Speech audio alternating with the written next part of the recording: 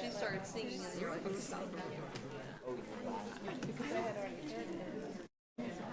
Well, she didn't.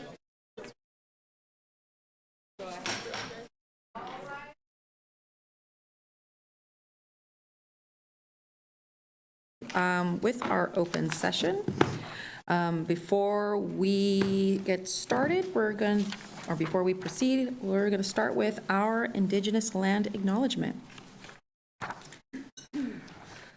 We acknowledge the land currently occupied by Washington Unified School District as the traditional home of the Patwin people. These sovereign people have been caretakers of this area since time immemorial, and despite centuries of genocide and occupation, the Patwin people continue as vibrant and resilient, federally recognized and unrecognized tribes, bands, and rancherias.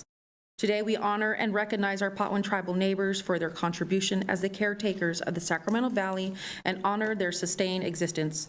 With their blessing and continued guidance, Washington Unified School District seeks to provide an accessible, equitable, and supportive institution of learning and experience. And now we will go ahead do the Pledge of Allegiance and roll call. But before our roll call, Mr. Hanks, will you lead us?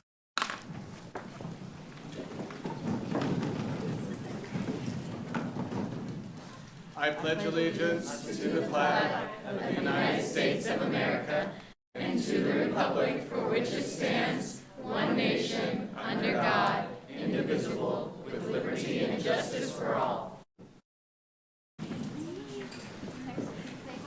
Thank you. All right, and now for roll call. Vice President Castro. Present. Clerk Hunt. Here. Trustee Wong. Here. Trustee Kirby Gonzalez. Present. Student Board Member Masha. Present. And I, too, am present. Graduate. I know. Student Board Member. Student Now graduate. Graduate board member.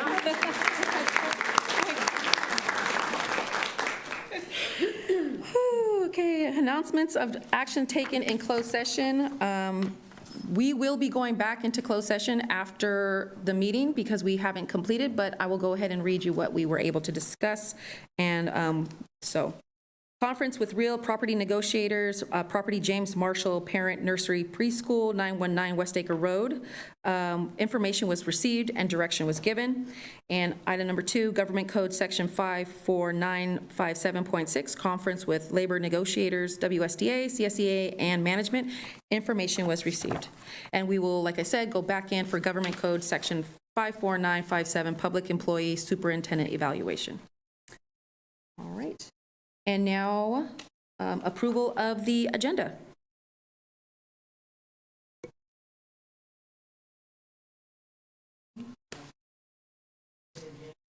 Okay.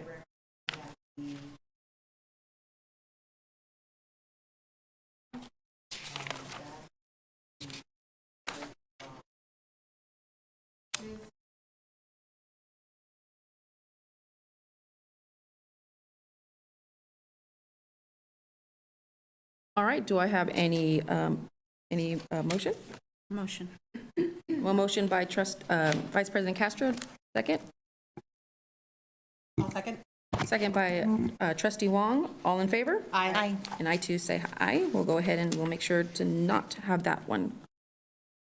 All right, and now we're moving on to one of the favorite items of the night, the communications and celebrations. First up will be the Recognition of Theater in Schools Month featuring the River City High School Productions team.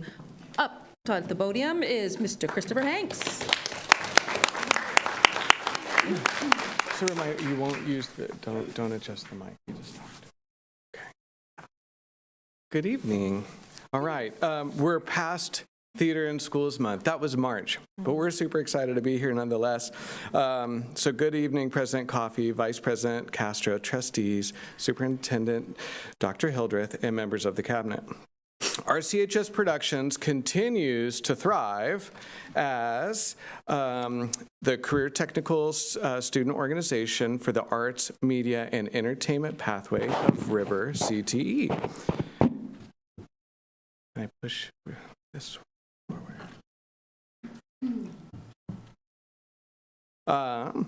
So this year alone, our students have already logged over 10,600 hours of extracurricular work.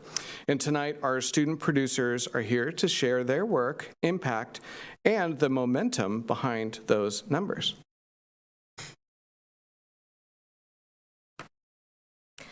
Hello, I am Ghost, the senior and executive producer of Thespian Troupe 8918. We are excited to give you a look at what we've been creating this year.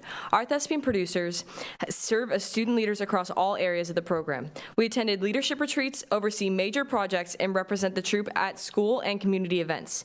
These roles give us real-world experience in collaboration, organization, and creative leadership. Hello, I am Ian, Music Collaborative co-producer. This year, our vocal performance program has grown through festivals like Linnea and Motherlode, along with 3 showcases. We also produced our second Senior Spotlight, a newer event celebrating senior performers in an intimate, student-produced setting. It's quickly become a highlight of the year.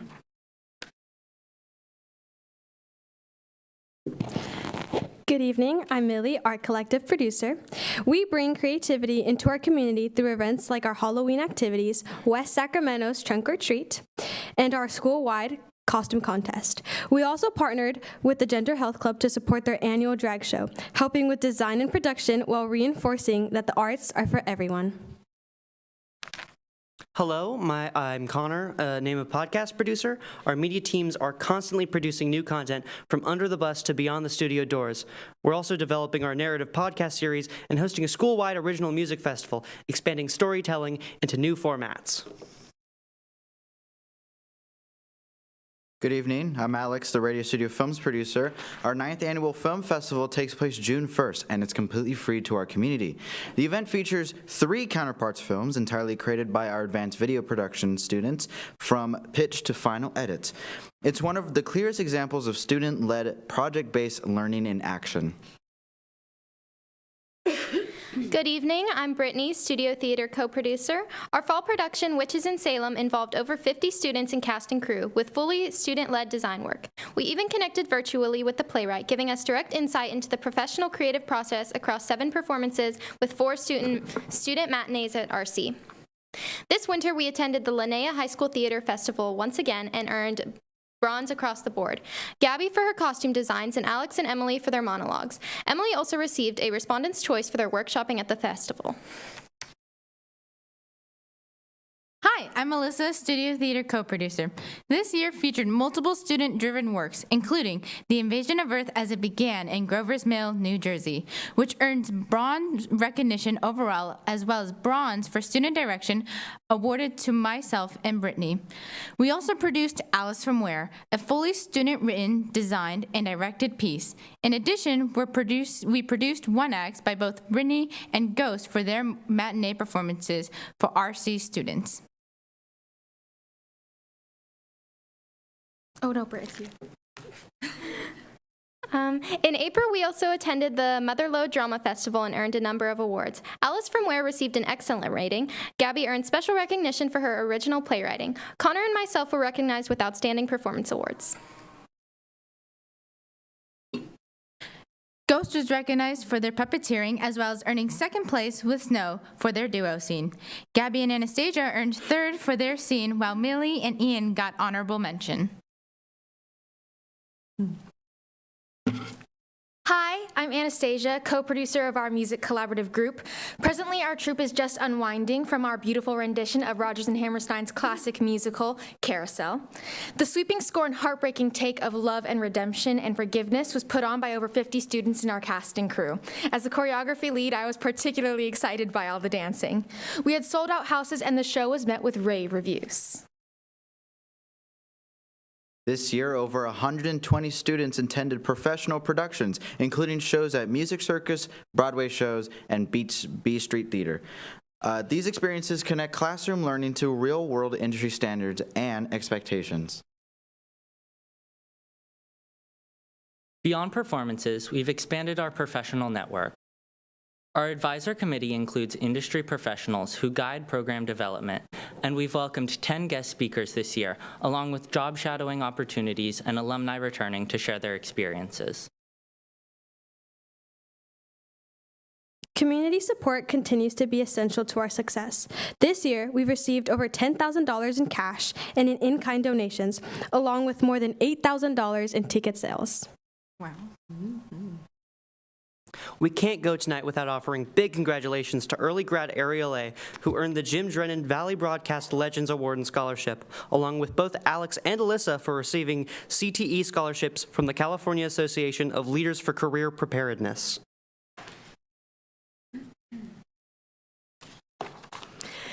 We'll be finishing off the year with thespian induction and rank advancement. Since our charter in 2019, Troop 8918 has grown from 15 members to over 135 inducted thespians. This year alone, we'll induct more than 25 new members and award 110 rank advancements, including 2 students reaching an international honor thespian status, meaning dedicating over 1,800 hours to the troupe. Here with us tonight, Alex having dedicated 2,000 plus hours, and Alyssa topping out troop roster with 2,200 hours. My goodness. Can we hear it for them, please?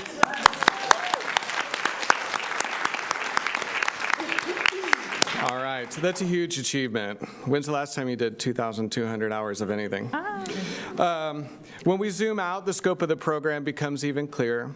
Over the past decade, RCHS Productions has presented 145 evenings of theater, performed 40 storybook theater shows to WUSD elementaries, hosted 9 short film festival red carpets, posted over 700 videos to YouTube, become prolific on Instagram with 1,400 plus posts, recorded 15 podcasts shared around the world, screened 27 counterparts short films, attended 24 professional theater productions, gone on 14 industry excursions, partnered with 45 industry professional advisors, hosted 77 guest speakers, traveled to 12 competitive festivals, earned 46 festival awards, received $14,000 plus of in-kind material donations. I've personally invested nearly $12,000. I've been generously supported in my endeavors with 110,000 plus cash donations and ticket sales in these past 10 years. And students have earned $13,000 plus in scholarships. These numbers give metrics to the tens of thousands of hours of student-driven learning and creativity. And so as we approach the end of our 10-year anniversary, I'm very proud to say that this has truly been a decade worth documenting. I'm excited to be sharing with you tonight a very special anniversary playbill encapsulating our 10 years of artistry. Please enjoy this special publication marking this momentous milestone. We have copies for those of you in the audience too who may also like one.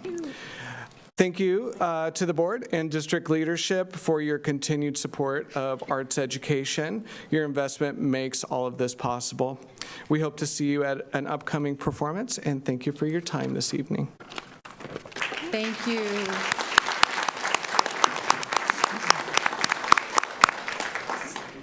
Are there any comments?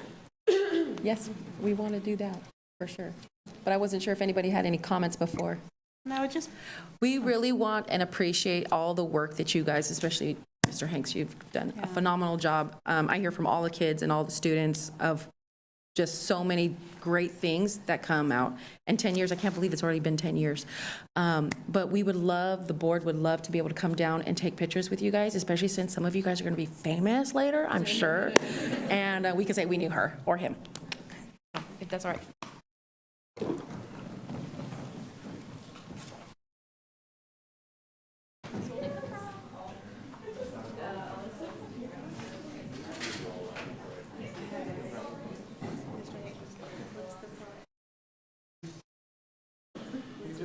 His name is Terry the Toad. Okay.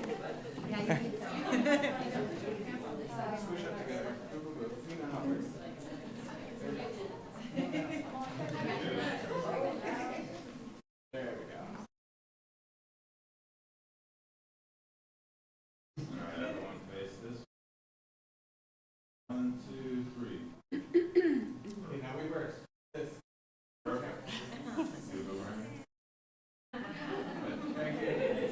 Sorry.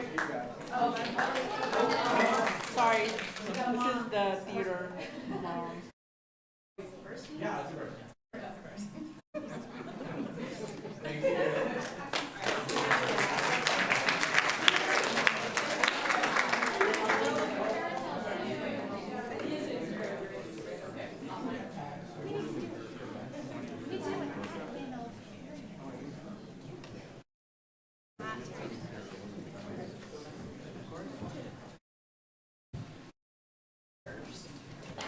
First. All right. Okay, and now we're moving on to our number 2 item, recognition of the River City High School Biomedical Lab Science Pathways. Yorgos. Good evening, trustees and members of our audience. You're probably wondering why I'm standing here. I actually have the pleasure of introducing some student speakers this evening who are going to represent the pathway and talk about some of their successes this year. So without further ado, I want to introduce to the podium Michelle Prasad, current president for the 25-26 school year and future nursing student, Andrew Tran, incoming president for 26-27 and health career display state champion, and Logan Barrett, vice president for 26-27 and health career display state champion as well. And any other members of the team that are a part of today's presentation, please join us at the podium.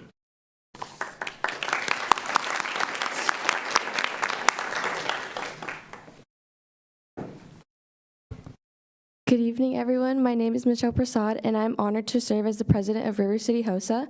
Today, Andrew, Logan, and I will be sharing some of the leadership opportunities and experiences our chapter participated in this year. One of the first major events we participated in and hosted this year was the Fall Leadership Conference. This conference brought together over 100 students from different schools, giving us the chance to network, collaborate, and learn from other HOSA members. Throughout the day, students attended 12 student-led workshops that focused on leadership skills, teamwork, and healthcare careers. These workshops also helped prepare us for the State Leadership Conference by building confidence and encouraging us to step outside of our comfort zones. One of the highlights of the conference was hearing from the keynote speaker, who was a nurse anesthesiologist. They shared their experiences working in healthcare, explained the important role they play in patient care and surgery, and gave advice about pursuing careers in the medical field. Hearing directly from a healthcare professional was really inspiring and showed us the many different opportunities available in medicine. Overall, the conference was a valuable experience because it allowed us to grow as leaders, connect with students from other schools, and become more prepared for future HOSA events.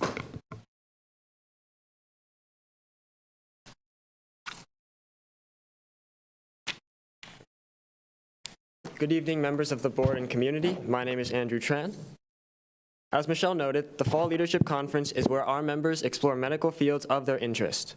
From there, students choose a competitive event that aligns with their interests, spending the majority of the school year developing a project or practicing specific skills. SLC, or the State Leadership Conference, is where they put their efforts into competition. This past March, our HOSA chapter brought 56 students and 6 chaperones to SLC. Over the course of 3 days, we competed in medical-related events, led and attended workshops, and developed the leadership skills that all medical fields require. And for the first time in our school's history, River City HOSA placed in the top 10 at the state level.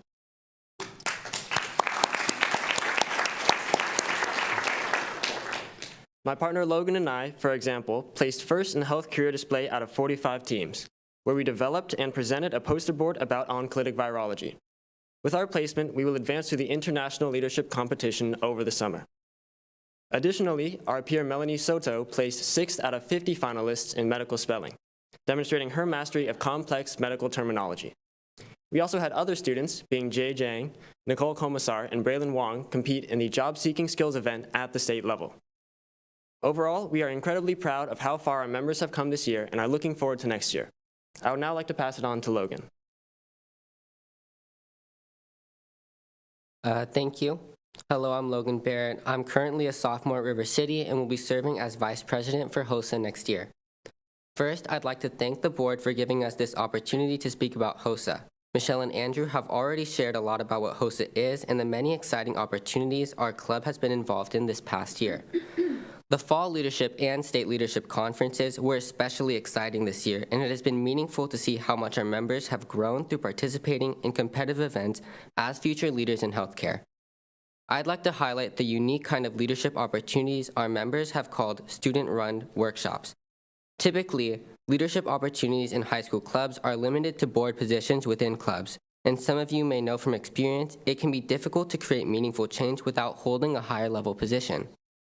HOSA, however, allows students to lead, plan, and participate in workshops. At both FLC and SLC, students can design and lead their own workshops, which are student-led sessions that teach others from different schools and backgrounds about healthcare topics and skills. This year, we had 5 student-run workshops, which is an unprecedented number compared to previous years. Each workshop had around 30 to 50 participants, creating a valuable experience, not only for the students attending, but also for the students leading them. For example, this year, Andrew and I had the opportunity to run a Medical Jeopardy workshop at both FLC and SLC, and the experience was incredibly rewarding. We gained experience using online tools while also strengthening our medical knowledge across fields like neurology, pharmacy, and anatomy. We were also able to apply the knowledge we learned in the biomedical pathway and computer science courses to create an engaging competition where participants could genuinely learn while having fun. I have no doubt that peers who ran workshops like Nursing Skills, Medical Mystery, Slime and Unwind, and Stop the Bleed had similar valuable experiences. Overall, these workshops showcase a different side of leadership in HOSA, one where students don't just learn about healthcare, but actively teach, organize, and lead others. The opportunity to plan workshops and teach at major medical conferences is an experience that prepares students not only for careers in healthcare, but for leadership in any field they choose to pursue. Thank you again to the board for continuing to make the biomedical pathway and HOSA trips possible. We are so grateful. Do you guys have any comments from the board? No? I would love to, before you guys, I should just tell you guys just to kind of stick around at the front because we're just going to ask you and don't want you to feel weird. So the next group, y'all know too. So if you guys can come back up.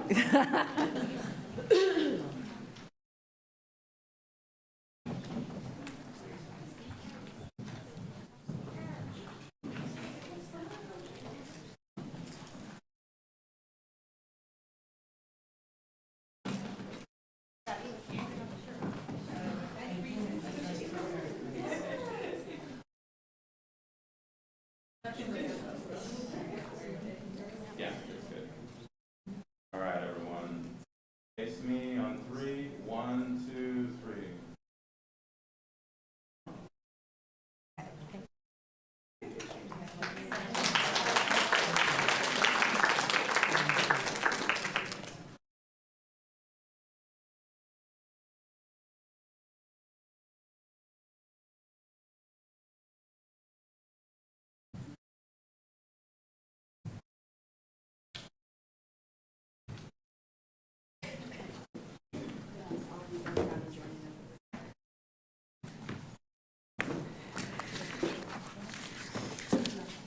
I'll wait for everybody.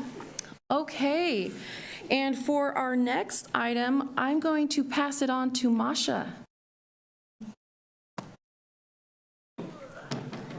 Oh, Masha, I thought you were going to read it for me. Oh, that's okay, I'll read it for you. We're doing it as a group. Yeah, you're going to do it as a group. I'm going to go ahead and for our next one is the recognition of the Washington Middle College High School 2026 graduates earning both high school diplomas and associate degrees. Miss Rachel Lane and Miss Masha. Yes. Good evening, everyone. We come here tonight to celebrate a great success as another graduating class is once again moving on to the adult world and looking to explore our careers as well as further our education. Tonight, we are celebrating the 32 graduates that have graduated last night, actually, from Washington Middle College High School. And more specifically, right now, we are celebrating the students who have successfully completed their AA degree pathways and have gotten an AA degree from Sac City. Yes. To give you some stats regarding to give you some stats regarding our graduates last night, just so everybody here knows and is up to date. We have, once again, 32 graduates who achieved the great feat of getting their high school diploma, but also some have gone further and gotten their AA degree as well as CalGETC certification. 15 AA degrees were earned between those the 32 graduates. 10 CalGETC certificates were earned between everybody. 1 real estate certificate was earned by our valedictorian. Yes.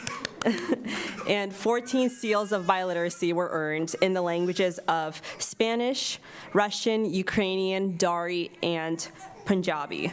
30 of our graduates were first generation, so that makes about 34% of the entire class. 94, I'm sorry. I'm looking at a 30, but it's a 94. 94. I can do math, I swear. Yes. And now our seniors will be going off to many colleges, but just to give you a snippet of the couple that they're going to is going to be UC Davis, UC Berkeley, University of Southern California, Chico State, Sacramento State, as well as Sac City College. And as well as some of our graduates will be going off to enter the workforce. And that is my part. All right. Again, we just want to thank you all so much for all of your support. It takes a village for this dual enrollment program, for sure. And thank you for attending last night. It was nice seeing you all there and participating. We're so proud of our students this year. This is probably the most accomplished class we've had by far in the last 4 years that I've been there. Last year we had, I think it was 5 or 6 AAs, and the year before that was the same. And this year, they're not all here tonight because they graduated and they told me no. And tonight's senior sunset, so we got to get them out of here before the sunset. Yep. But we just want to show a little video of our AA degree students and CalGETC that was put on by our CNI broadcast media elective class. So, thank you to them too.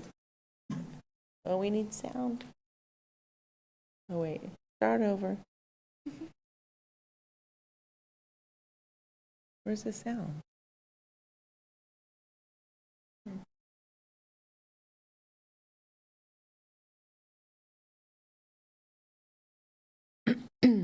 We promise we'll get you to your senior sunset.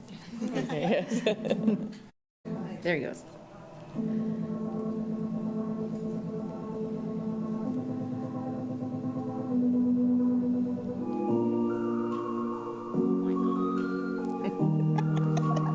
So, tell us who you are.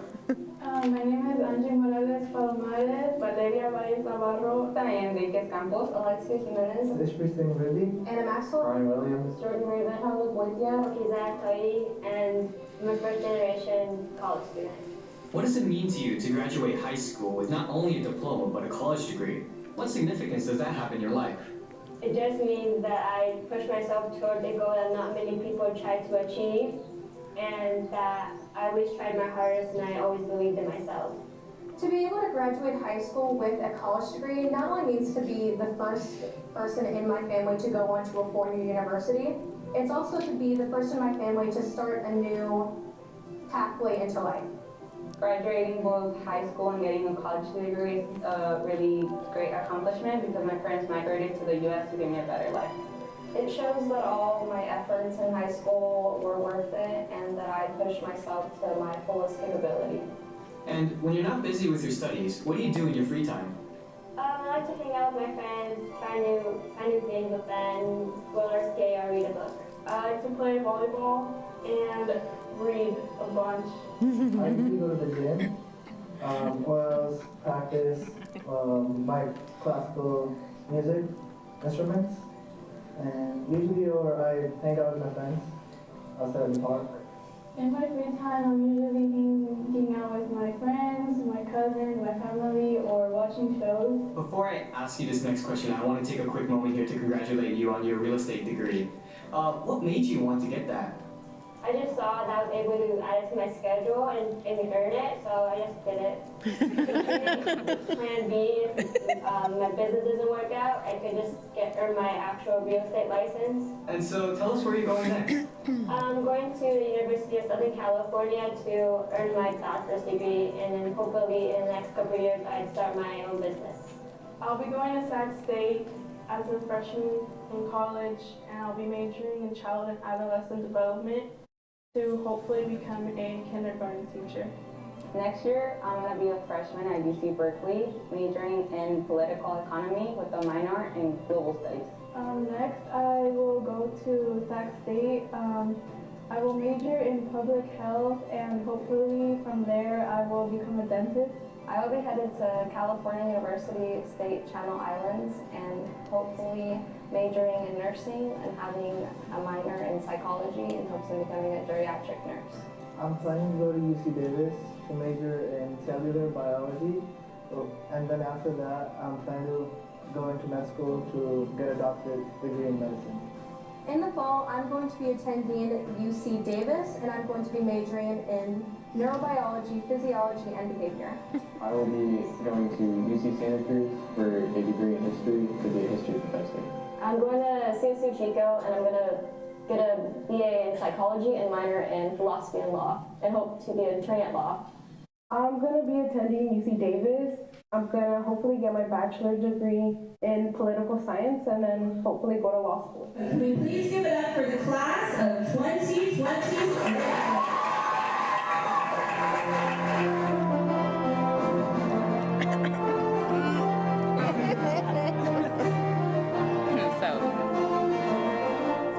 Oh my God, you guys are gonna make me cry.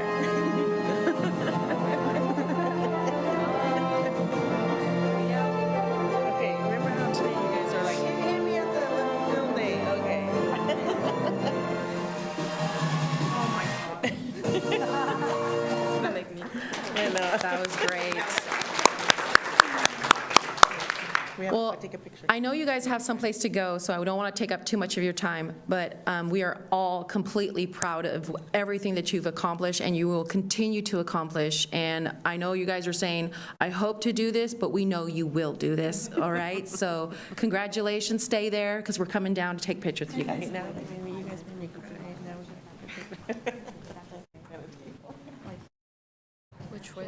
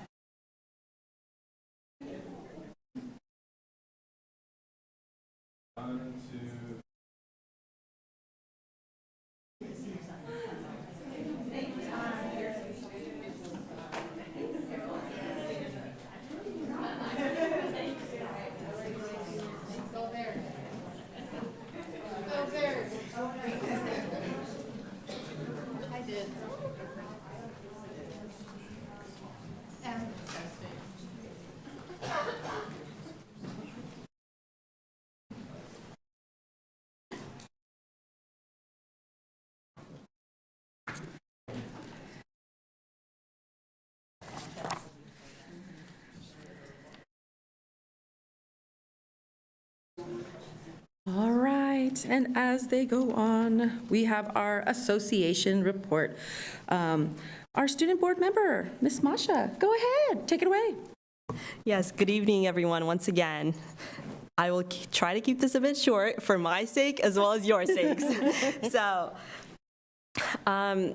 once again, our graduates graduated last night, and we are very proud of them, but you've already heard the stats on that. So I will move on to another success that we recently had lately, which was our elections rally.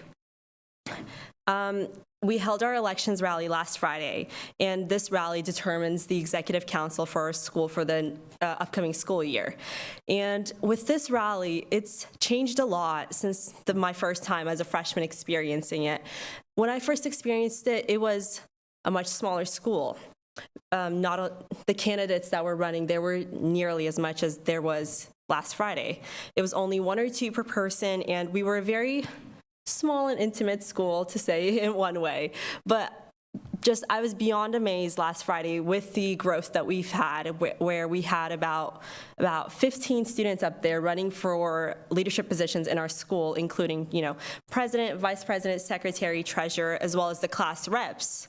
And I have full faith in everybody that has been elected last Friday, and I've gone so close to those people, and I'm just sure that the person that they're going to lead the school into even greater heights.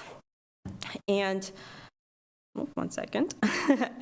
Our elections rally also has one very interesting aspect to it. We combine it with a talent show sort of combo event to make it a bit more interesting to watch, because, we like to break up the speeches and then get the voting and then get the vibes going with the talent show acts. So we had 4 acts, and 2 of them were purely dancing. I was part of one.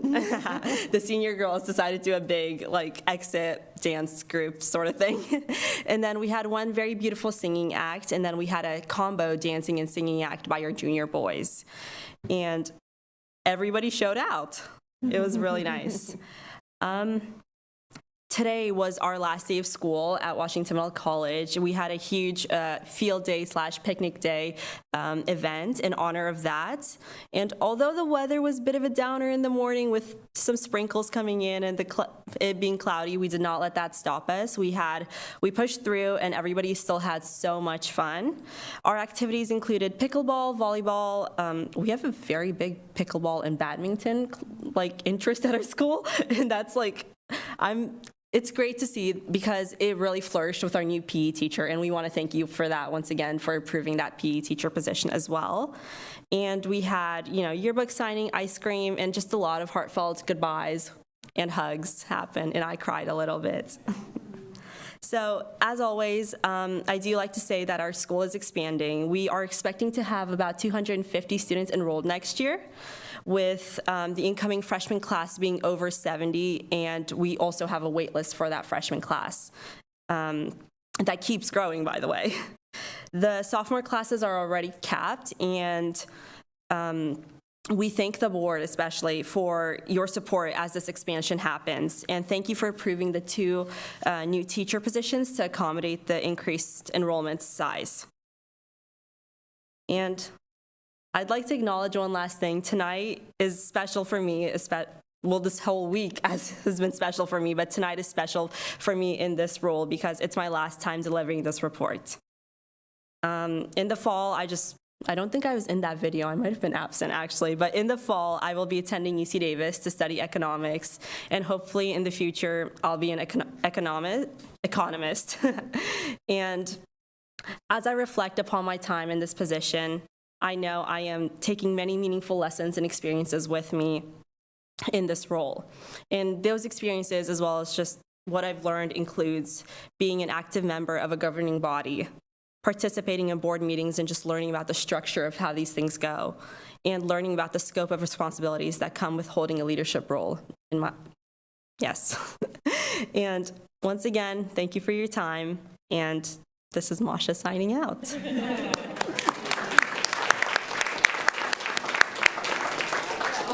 Yes, we will not hold you back, so please go and enjoy your senior sunset. We are absolutely so very proud of you. Okay, and now moving on to our WSDA report. President Doug, I was gonna say Doug. Enjoy senior sunset, Masha. Oh, thank you. I was sharing about your reflecting on leadership and your plans to become an economist, which, wow, it's an interesting time to be an economist. So, but it makes me so proud to be WUSD to hear someone so well-spoken say that. So thank you. Good evening, President Coffey, Vice President Castro, Clerk Hunt, Trustees Board, all of you. Good evening, Cabinet, Superintendent Hildreth. Hi, everybody.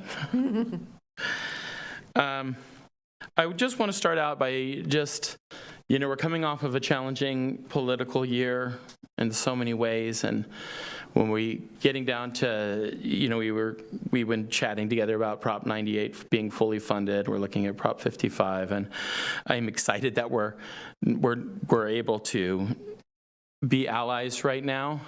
And in that light, I am once again, I'm going to probably do this at every board meeting for the foreseeable future, urge that we continue to work to find common ground before the next negotiation cycle, so we don't end up at that point, because contrary to popular belief, we don't want to be there. We don't. I know that there was a big statewide movement, but we would much rather resolve things. We're not trying to make a point on a state or national level. Now, there are things we're trying to make points on, particularly certain propositions. But so I'm really urging that kind of collaboration moving forward. We've talked about interest base, and that means all of us having a seat at the table when we're talking about budgets and funding and where things are going. At the last meeting, I heard about talks about cuts. Part of our lobbying and positioning during our negotiations was talking about priorities. And we would love to have a place in that conversation when talking about priorities. And a lot of times school districts don't like that.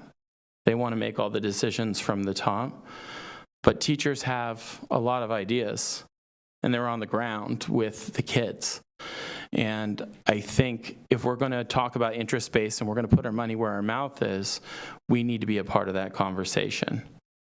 So I'm hoping we can do that. I just want to celebrate our continued work on the evaluations committee. It's another kind of shining light where WUSD and WSTA have worked really well together. We have really tough conversations about the appropriate number of standards to cover and when things are going to be done and are there alternative evaluation processes. But I can honestly say, and I'd like to say this exists elsewhere, like when we're talking about the calendar committee, we are truly focused in that room on what is best for student outcomes.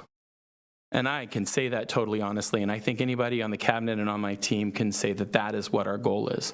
We want to make our evaluation system a place where we are really focusing on improving the craft and making a safe environment where administrators can be coaches as opposed to, you know, checking a box at the end of the year because we have to. We want our administrators to be able to be coaches with teachers and develop that. And I really think this evaluation system takes a step in that direction. And I want to commend my colleagues on the district side. I want to commend Shay, Autry, and Brittany Billingsley for helping to create that, for seeing that evaluations aren't about being punitive, it's about growth. I wanted to talk a little bit about the importance of attendance. One of the very first conversations that has been kind of ongoing, and it's an uncomfortable one for me, but with Ms. Borges and myself, was how important it is for people to be present in schools, for students to show up, because you can't learn if you're not there, for teachers to show up, because students can't learn without continuity, for administrators to show up because, and we had this particular conversation around administrator meetings. A lot of times for a while they were occurring on Fridays, and Fridays, as you all know, on schools is like DEFCON 1. Like for some reason, everything happens on a Friday. And so we've had these conversations, and I think it goes all the way to the top, and I just want to say that it's important for us all to show up, including board members, to meetings. So I applaud that we're having this conversation, and I believe in each and every one of you to make it work. We have some, I wouldn't say concerns, but questions around processes in summer school hiring. So we'll be continuing to discuss that. I will say that in the past, there's been a lot of, summer school has a reputation for you're either in the club or you're not in the club, and I know that's the same in a lot of school districts as far as whether you're there, and we're taking a deeper look at it right now. We have some questions, and I just wanted to bring it to the board's attention because it's time sensitive. Summer school's right around the corner, and if we don't think the process is great, there's not a lot of time to alleviate it. So I'm not going to point fingers because I still have a lot of questions to answer, but I don't have a lot of time, and there's not another board meeting for me to bring this up. So currently working to try and understand better with district administration on my end, and I'm working on my end to make sure I understand rights of members. I just wanted to talk about Prop 28. My understanding, and I can be corrected, is that we've used Prop 28 funds in a number of reasons, in a number of ways in this district.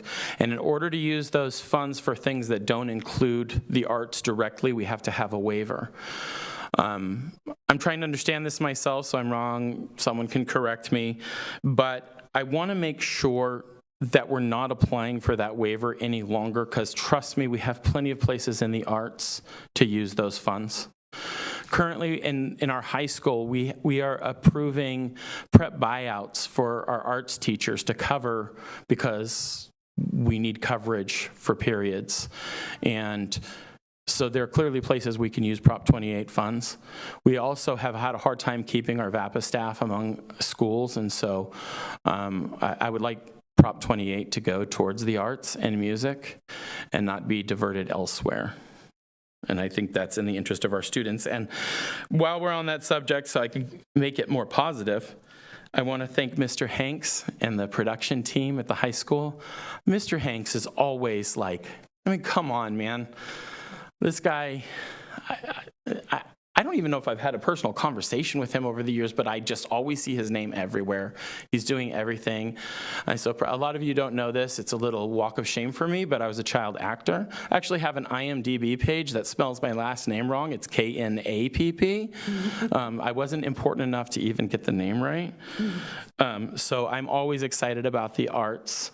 And I always go and see the shows, and I'm like, man, they are so much better than me. They're going to make it. Biomed, so cool. Watching those kids come up here. I don't know if any of you got hooked into the show The Pit on HBO, but I am way more interested in biomed now than I was before, especially because all the episodes are gone. So like, I kind of just want to have a conversation with them, but so exciting to see what they're doing. I love hearing about River City representing in these important fields across the state. It's just such a point of pride to know that we're there, and a small school like ours is placing 10th. I mean, come on, and we're just getting started. Well, we had some that got first, but overall we got 10th, right? Yeah. Yeah, okay. Well, I heard that we got some first, that's for sure. But it's really exciting to hear that. I want to thank the board and the cabinet for doing what needed to be done to make sure that we had more FTE at Washington Middle College High School. This program is flourishing. Students are succeeding. We're graduating kids with AA degrees, and we should do everything we can to grow that program. And your dedication and commitment to finding a way to move some of our CTE back to River City and open up space at Washington Middle is absolutely the kind of impactful decision-making that improves and grows our district and improves opportunities for kids. So thank you very, very much. And on that note, I wanted to talk briefly. Oh, by the way, I also wanted to mention Thomas, who led the biomed program. I don't think there was any recognition of Thomas Mellon in that presentation, but none of that would have been possible without him, and he's an amazing man. I'm sorry we're going to lose him this year, but he's a very good person, and he deserves recognition. Okay, back to an MOU. I would like to see and we talked about this the last meeting, for Washington Middle to remain sustainable, we have to have language for them. Currently, much of what they do in the contract it's not covered by our contract. They have a different calendar. They have different days off. Their schedule is different. They end up having to cover different responsibilities because of capacity issues at the site. And oftentimes this language, it's not about compensation. It's not about fairness or not fairness. It's about making sure that we understand roles and responsibilities so places can function. And it's also about sustainability so people understand what the expectations are. So I'm once again urging a memorandum of understanding regarding Washington Middle so that they can live within our contract in a more cohesive way. And at the same time, I want to shout out to Rachel Lane, who's the principal of Washington Middle. We always talk about labor relations. You'll notice that I don't file a lot of grievances or have a lot of problems with Washington Middle, and that's because Rachel and I are able to sit down on a regular basis and hash out those problems before they become a grievance. It's what Shay and I try and do as much as possible in the district office, and if we could have that at every site, it would, this time of year, Shay and I would need a vacation less often. So, and we wouldn't look at each other funny. Okay, last thing. For our scholarship night at the high school, and I've been able to attend a lot lately, and it's such a wonderful event and so exciting. One thing about this event is that Washington Middle College is excluded from the event. It's not their high school, I get it, but we are all WUSD. And so we were not able to present their scholarship at any specific evening or night. We were told that they have the opportunity to have their own event. But I think it would be really great if we did a district scholarship night. We only have 3 high schools. It's not complicated. And the night, it didn't last very long. For those of you who were there, it was like 35 minutes, 45 minutes, something. So it wasn't excessively long. I think we should celebrate everybody, put eyes in the community on everybody. And we don't have to separate that between sites. I would love to have an inclusive scholarship night where we all come together. We have different graduations, we have different everything else. Let's celebrate together. And with that, thank you very much. Thank you. And now for our CSCA report, President Ruth.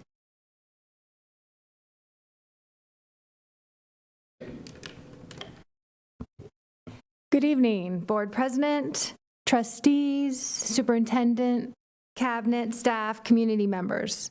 Tonight's report is purposely short. I do want to extend my gratitude, though, with a few parting words before summer and yield my time back to all of you in hope that everyone is able to get home to their families a little bit sooner. We all could use a bit more rest. This year has been a beautiful and wild ride. Was it perfect? No. Was I perfect? No. Could I have done more? Probably yes. Next year, I will continue to strive for better, not perfect. I don't care for perfection. Does it even exist?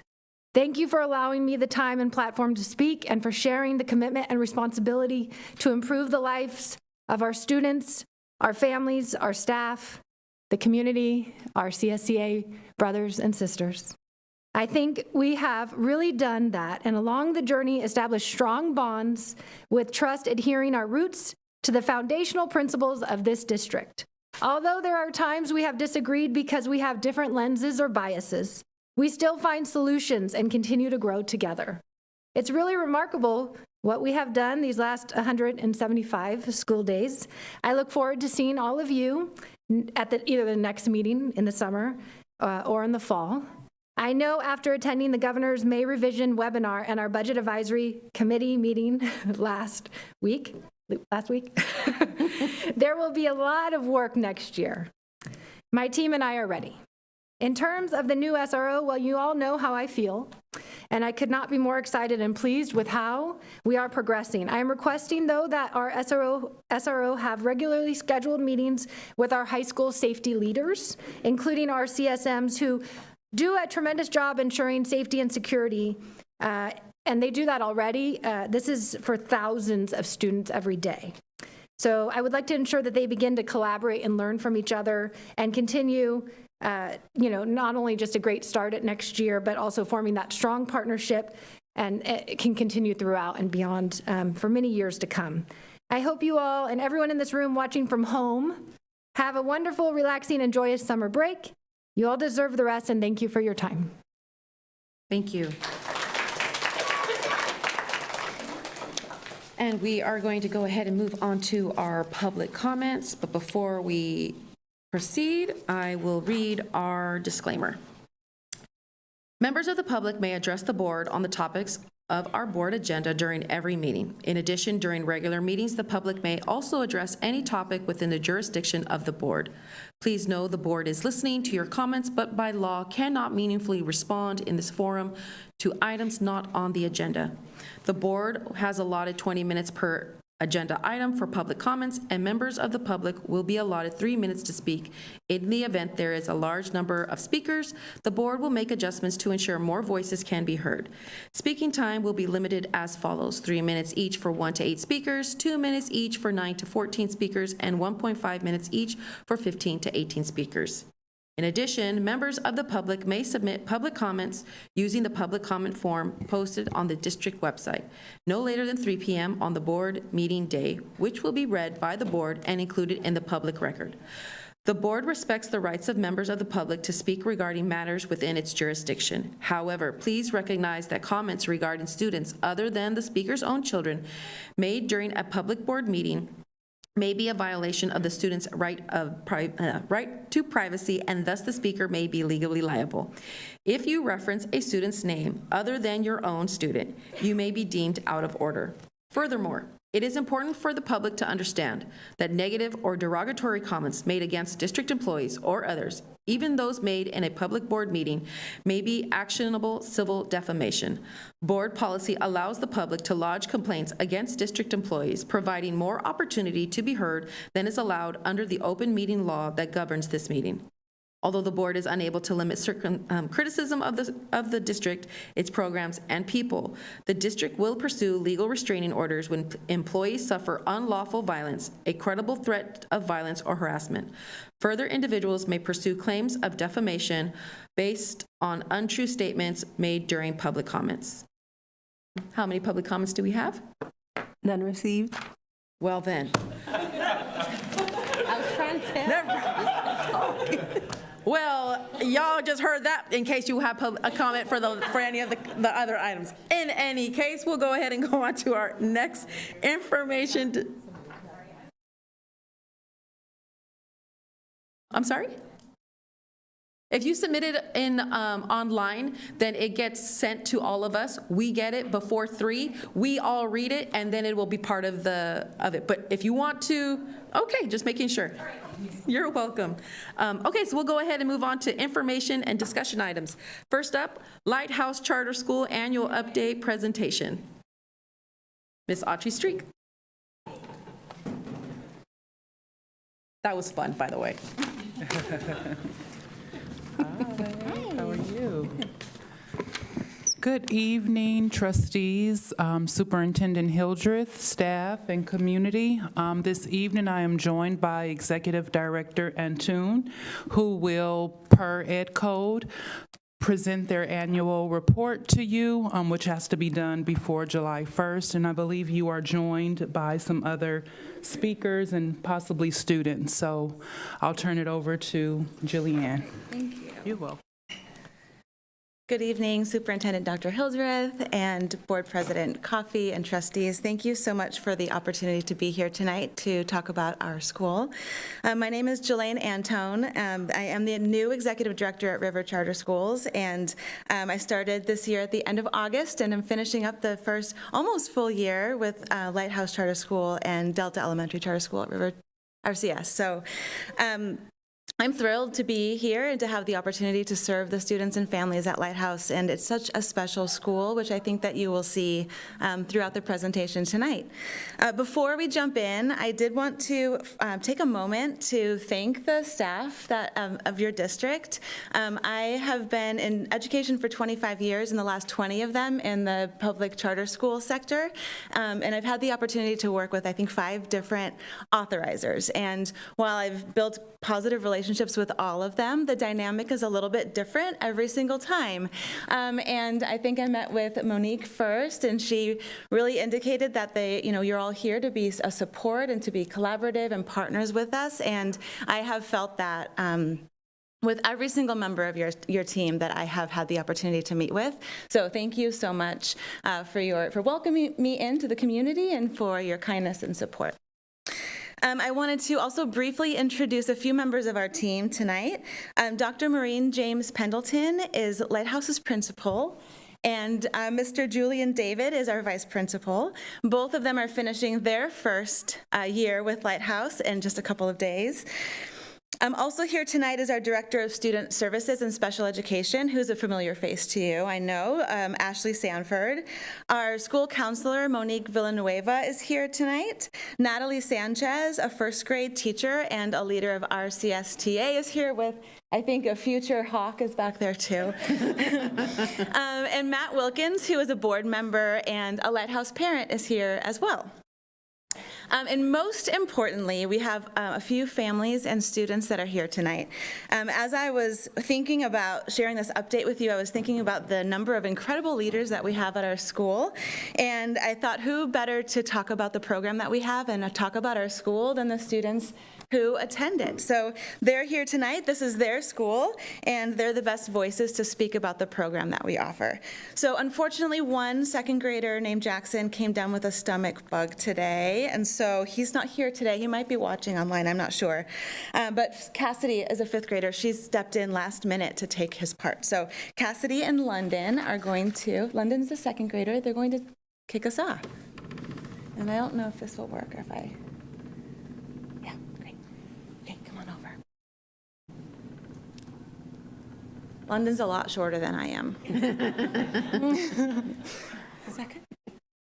Good evening, school board. My name is Cassidy Session. I am in 5th grade, and me and my fellow peers are here to talk about the subject of project-based learning, or PBL. The mission of Lighthouse Charter School is to develop leaders and scholars, fostering a love for learning while equipping students with essential skills, character traits, and social-emotional health necessary to thrive in an interconnected world. What Jackson in 2nd grade would like to say was that our teachers have helped us learn so much here, and they help us love to learn. They help us love to read and love to write. If we had never come here, we wouldn't have learned so much. Ladies and gentlemen, boys and girls, my name is London Waffledge, and what I love about my school is that the teachers are so patient and kind. My favorite part of project-based learning, also called PBL, in my classroom, we got to hatch baby chicks. They were so cute and adorable. I learned all about the life cycle of a chicken, and my teacher made learning so much fun. I'm Millie, and I am in the 4th grade. And once again, I'm Cassidy, and I'm in the 5th grade. Project-based learning, or PBL, is the foundation of our academic program. PBL promotes central learning, thinking, and collaboration through engaging real-world projects. This approach enhances creativity and problem-solving skills, preparing students for the real world. Basically, PBL is a chance for students to engage and create exceptional projects to present to peers or guardians. PBL allows students to collaborate and compromise with each other using teamwork, coordination skills, and brainstorming. The subject of project-based learning, PBL, itself also uses other courses of study, such as math, language arts, social studies, or SS, and science. Students will work on projects that connected to their grades comprehension or what they have learned so far in that specific class. My most recent PBL project was a mini golf course.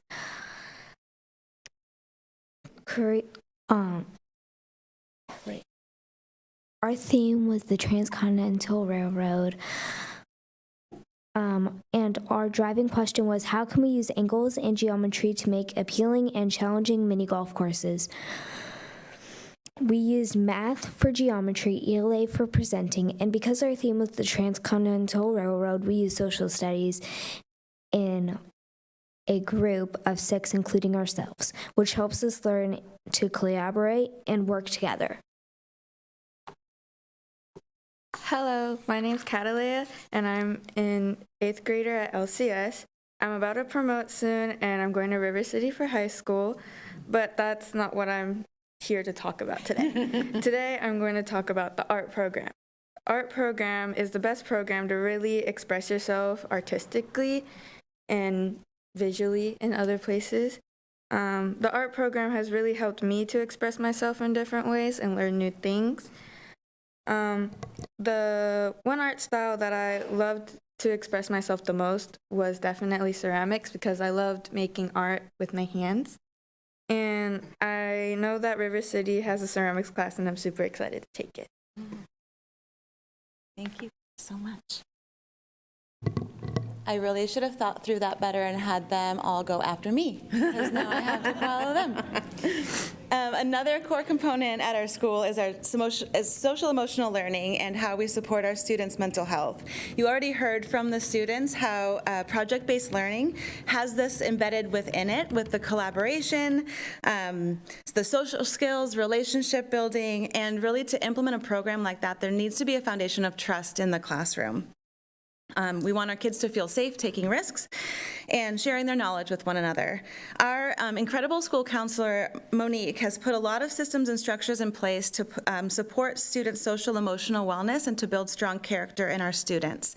She also has done a really great job building community partnerships this year. We are in the final stages of becoming a host site for Sacramento State University and UC Davis College Core Fellows, which provide trained college mentors to support tutoring, mentoring, student engagement activities, and wellness initiatives. She has also built a partnership with the West Sacramento Police Department to provide drug prevention education and wellness-focused presentations centered on awareness, prevention, and healthy decision-making for students. We also provide a full special education program led by Director Ashley Sanford, which includes a very talented and skilled team of specialists providing services on site through a combination of supports in the general education classroom and targeted sessions in the Learning Center.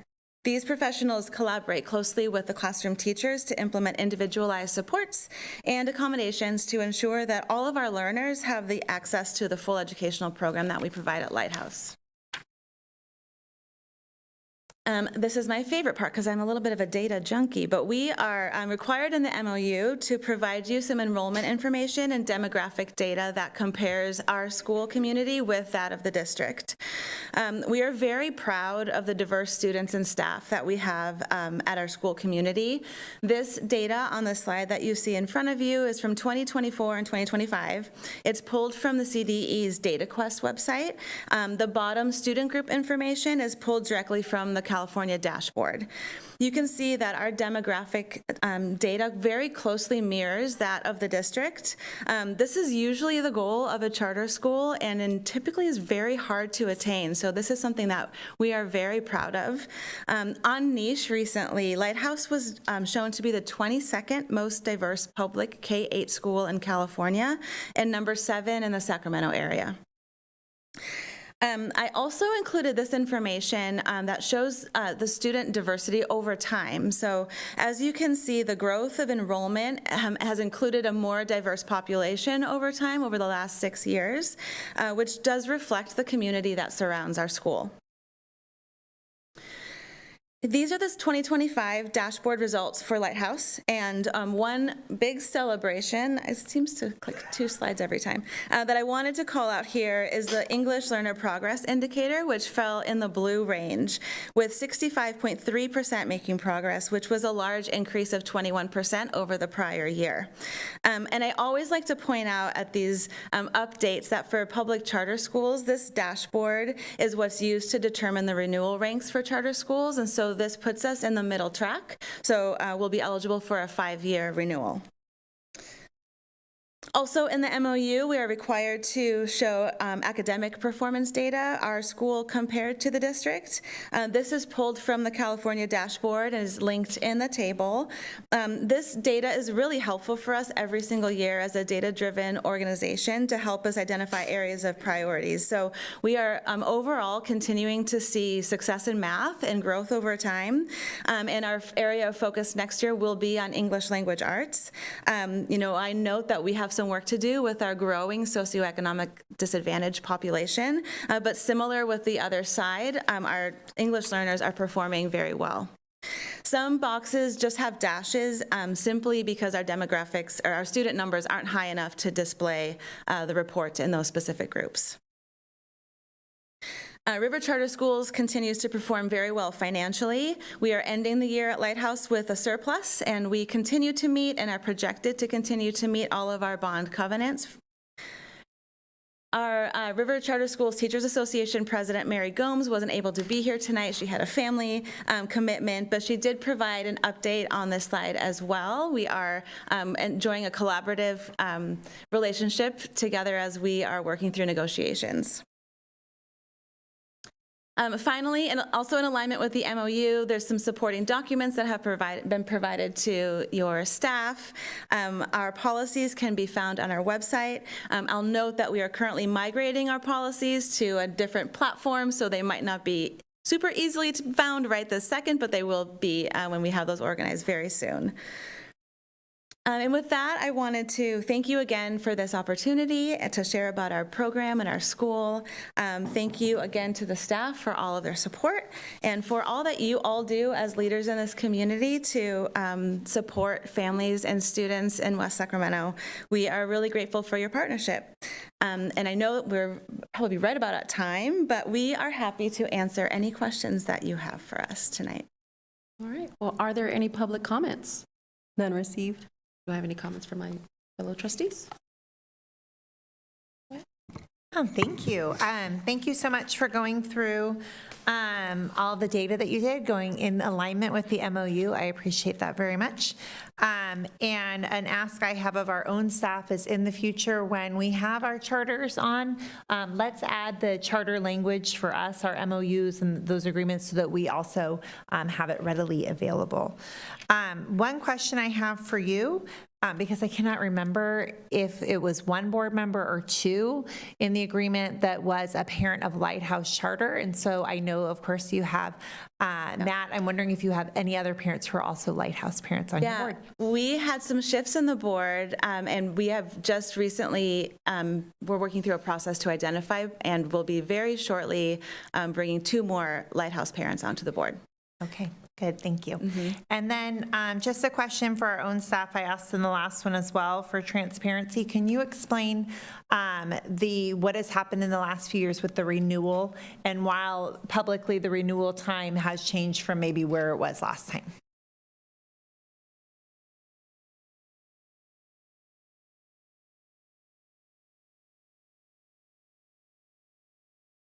Thank you.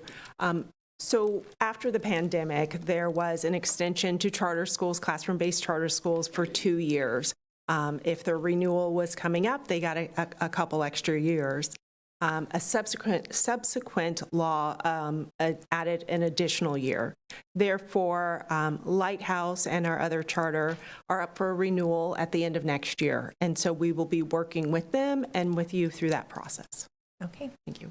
Okay, thank you. Those are my only, that's my only question and comments. And again, I appreciate the data going through in all the subgroups. So thank you for sharing that. All right, anybody else? Well, I just feel very lucky that we had our special guests. I appreciate you guys bringing students to give the update. That's really special for us to always see students up here. I feel that we shall ask them a question. Since you're willing to answer, I'm trying to think of one. Yeah, can one of you share what your favorite subject is and why? No pressure. You got this. It's kind of slow. You could probably start talking. My favorite subject at Lighthouse Charter School has to be English because I am very good at writing, and I love how when I write, I like to use a lot of sensory details. And my teachers really helped me learn about writing and just reading itself. And are you working on publishing a book? Yeah, I'm working on publishing a book. The name of the book is Old Man Tortoise and the Three Flamingos. And another reason why I like ELA is that I also really like to read. And once again, my teachers really helped me like to read, and the same with writing. Thank you. I guess they're all going to answer your question. Is that fine? That's fine. You can bring it down too, the mic. There you go. Thank you. You're welcome. My favorite subject has to be math because math is I think it's really fun, and it's like the start of learning because you have to read the sentences, why, how you got the answer, and then that can move you on to reading. And math is very educational, and it's very fun, and like I said, educational. Awesome. My favorite subject is math because, unlike reading, it can lead to many careers. Okay. And I also love how my teacher teaches it. Awesome. I'll go with that. My favorite subjects are science and art because science helps me learn about different things that I've never learned before, and art because, like I said, I love making things. Yeah. Lots of diversity. Thank you, ladies, so much. Thanks for being here. Thank you. Any other comments or questions from my fellow trustees? We thank you so much for your time. Thank you for bringing your special guests, and We'll see you soon. yeah, Yeah. we'll see you soon.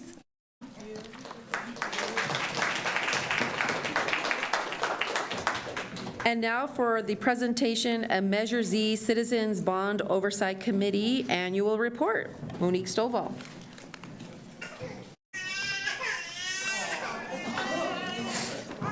They're jealous they didn't get to speak. Why are you leaving?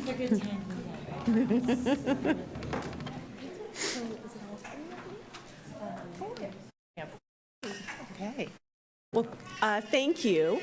I love kids. This evening, I'm here to introduce members from our Citizens Bond Oversight Committee to provide their annual report about the Measure Z bond and their perspective on whether or not we are abiding with what we said we would do for the taxpayers. We have 4 members presenting this time. I will have them introduce themselves. We do have one of our newest members, Shannon, on the panel, I'll say. The other members have been with us since the beginning of Measure Z. Good evening. As you'll hear from them, we have John Lindley, who is probably a familiar face, as he also serves on the Measure V CBOC committee. And Jose Garcia and Shannon Smith is our newest member. For those who may be watching and are unfamiliar, Measure Z was approved in 2020, and that was to address some major needs that were addressed within the school district. Some of the main priorities were dealing with campus equity, visual and performing arts, and making classrooms future-ready. There were 3 major projects which were to receive the bulk of this attention. And those were the Westfield campus, Elkhorn Village, and a performing arts center to be located on the River City High School campus. Part of our committee, we were originally assigned in the spring of 2021. I believe we had 8 members, which was pared down to 5 members, and a couple of us are terming out this June, so we will make an address to try and bring the numbers up. Tonight, the report was to review the audit covering fiscal year 24-25. The committee's purpose is essentially to oversee how the funds are being spent on these projects and make sure that they align with the language and the intent of the bond as it was passed. The committee, we meet roughly quarterly and oversee detailed expenditures for that quarter as well as year-to-date expenditures and the progress of each of these major components that the bond funds are being spent on. The audit, which is performed for 24-25, was issued in December of 2025. Part of those processes were to review 80% of the transactions and make their findings, ensure that they were in line. The auditor found that there were no issues. Working with the district personnel, they found timely responses. Any requested documents were provided. All questions were answered. They found the staff to be cooperative. I would have to say that the committee, we have also found working with the staff that we've worked with to be very informative, very cooperative. When we have had questions, they've been addressed properly.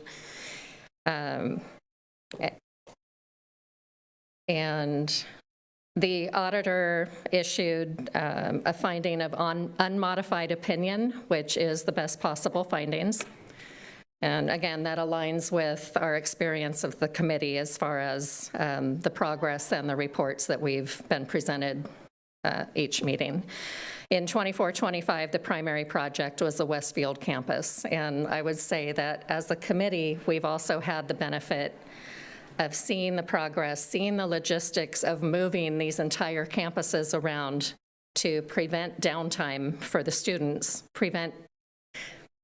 eliminate as much convenience as possible to undertake this immense project and overhaul the entire campus to bring it up to the standards that those students deserve. And this year, we're doing the exact same thing with Elkhorn Village. To that end, as far as the audit report, we had no findings. We found that all of the expenditures did align with the bond and those requirements. A side note with the committee is it should be comprised of a business member from the community, someone who is part of a senior citizens organization, which could be a card-carrying AARP member, a taxpayer's, somebody who is part of a taxpayer's organization, and then representation ideally from the north and south parts of the city, who a parent of a current Washington Unified student and a member of a PTO or booster organization. It has been very difficult to find some of those roles, and there's also room for at-large members. Luckily, we had 2 members join last year. The terms are for 2 years. You can go for 3 consecutive terms before you term out. 2 of our original members, John and Jose, are terming out this June. 3 of us are terming out next June. And we have 2, Shannon and another parent from the south part of town, both on the south side. They have another year on their term, and then hopefully they will re-up. It is a good time to join because not only do we get to see the amazing progress that's happened with Westfield and then Elkhorn Village that's well underway, but the Performing Arts Center to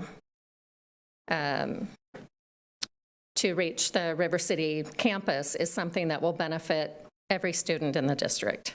This has been a long time goal, a pet project for many of us. Anybody who's had a kid in beginning, middle school band, any of the music ensembles at the high school, dance, theater.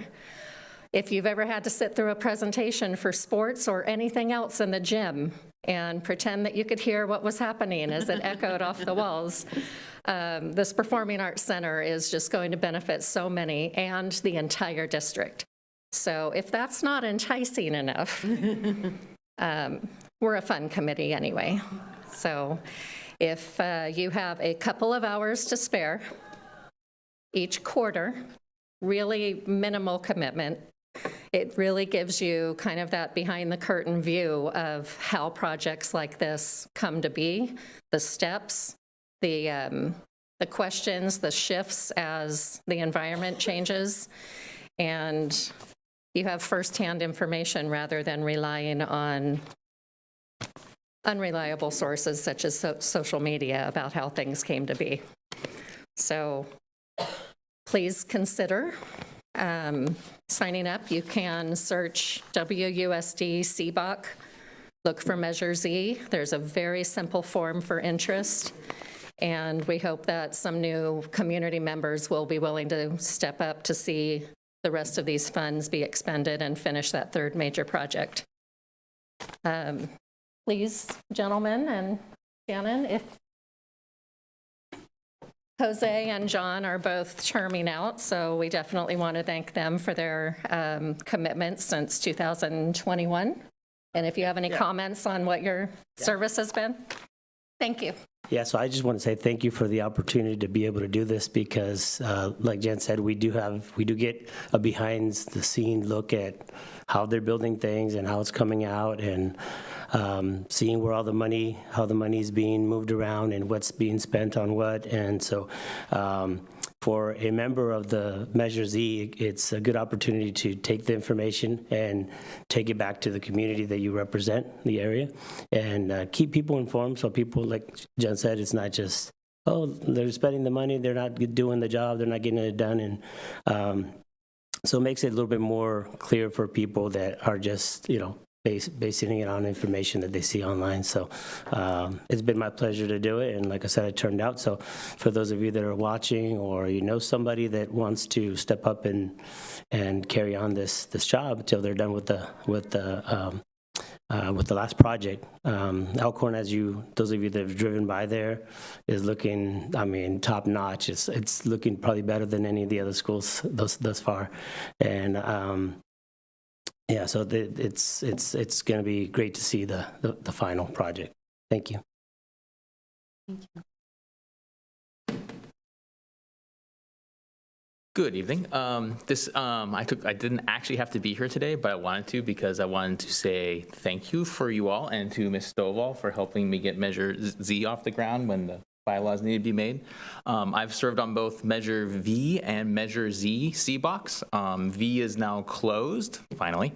And Z, like with Jose, I'm one of the members that are terming out. So I had the privilege of being chair of both V and Z for a while. And again, I think we're going to start parroting everyone else. It's not a lot of work. It's a whole lot of fun. You get to see, if you like construction sites, if you like seeing stuff happen, or you enjoy coming and just understanding how schools get built, it really is a lot of fun. So if you're at home, consider it. It really is not a big commitment.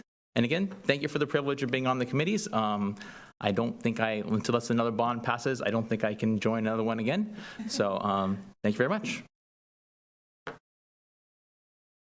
Hi, I'm Shannon. I wasn't planning on saying anything, but you don't have to.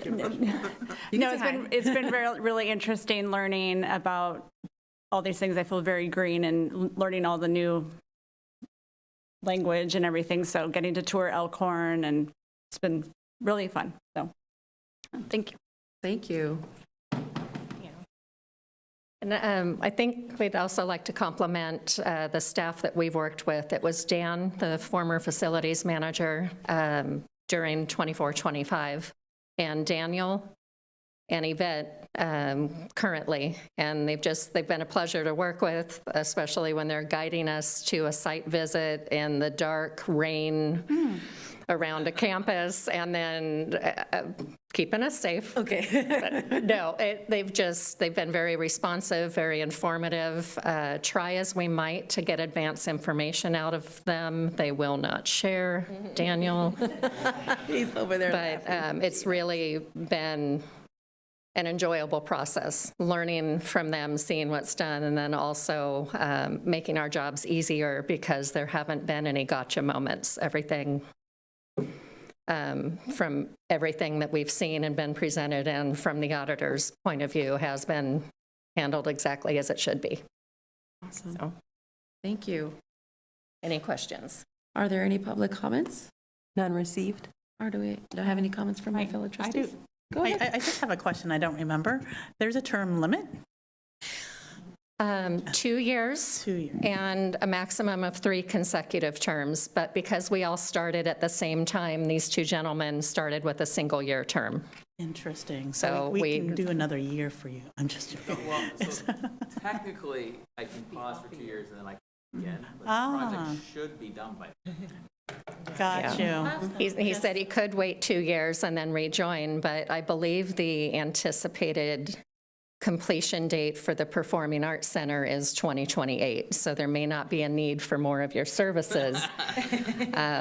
But that is one that doesn't need to take a pause to move students. There will be ongoing construction while high school is in, so it will be completed faster, and that's an exciting finish line for everyone. But generally, just thank you, all of you, for your service from the beginning and from the very beginning of Measure Z, all of you, and Jen and the vision, and supporting us through this. So, and I'm glad it was fun. I'm glad it continues to be fun. And again, you don't have to be 50 or 55 to have an AARP card. Anybody can sign up with an AARP card and join the very, very fun This, Measure Z for oversight. all of the committees that we've collectively been a part of, this is a very low time commitment, and it's very gratifying and very interesting. So put your applications in. And just to say it again, what's the site and how do they get their application in? It is on the Washington Unified site. It's a bit of an accordion to get there, or you can just do a Google search, WUSD CBOC, CBOC, and from there you would go to Measure Z. And there's, again, a very simple application. Do we think our communications, if they go to the site, that leave like a little pop-up, hey, are you interested? And it'd be like the first thing, so they don't have to go through an accordion or a maze or... Awesome. There has been quite a bit of outreach through the years, and I think people are just worried about the commitment, but this one is worth it. Well, thank you. Anybody else? Yes, go ahead. Yes, thank you.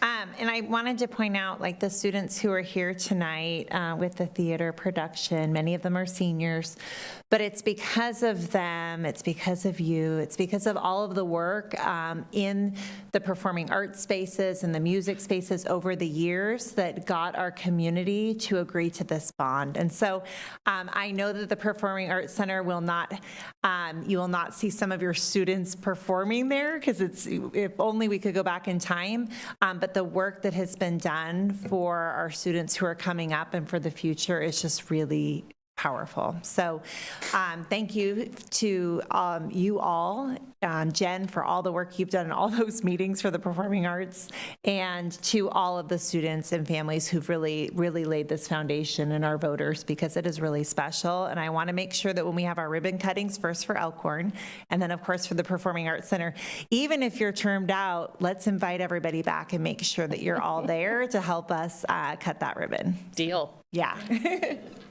All right. Thank you. Thank you.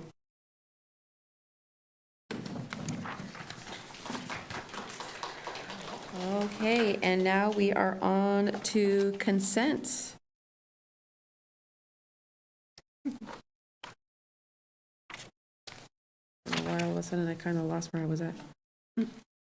Oh, are there any public comments on consent? None received.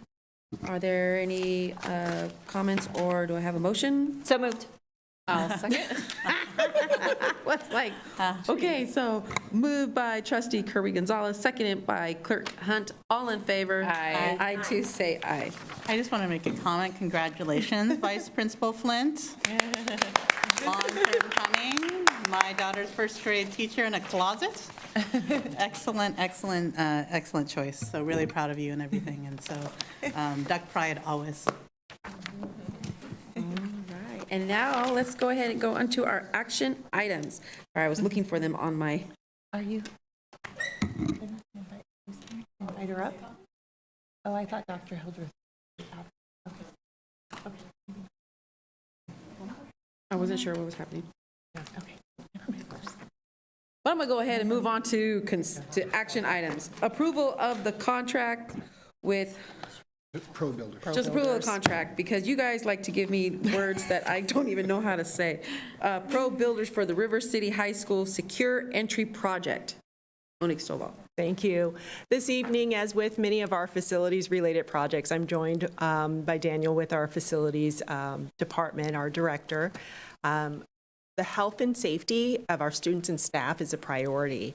And this particular project that Daniel will tell you more about is a project that we have been discussing for well over a year to help our River City High School to be more secure. Well, thank you. Tonight, we bring to you the agreement with Pro Builders for River City's Secure Entry Project. So during the 23-24 site vulnerability assessment with the district's safety consultant, it was identified that a second barrier is needed to prevent unauthorized access to the main campus, protecting not only our students, but our staff. So the facility department solicited contract bids for this project in alignment with the informal bidding process. There were a total of 8 contractors present, with 1 contractor receiving the bid for the project.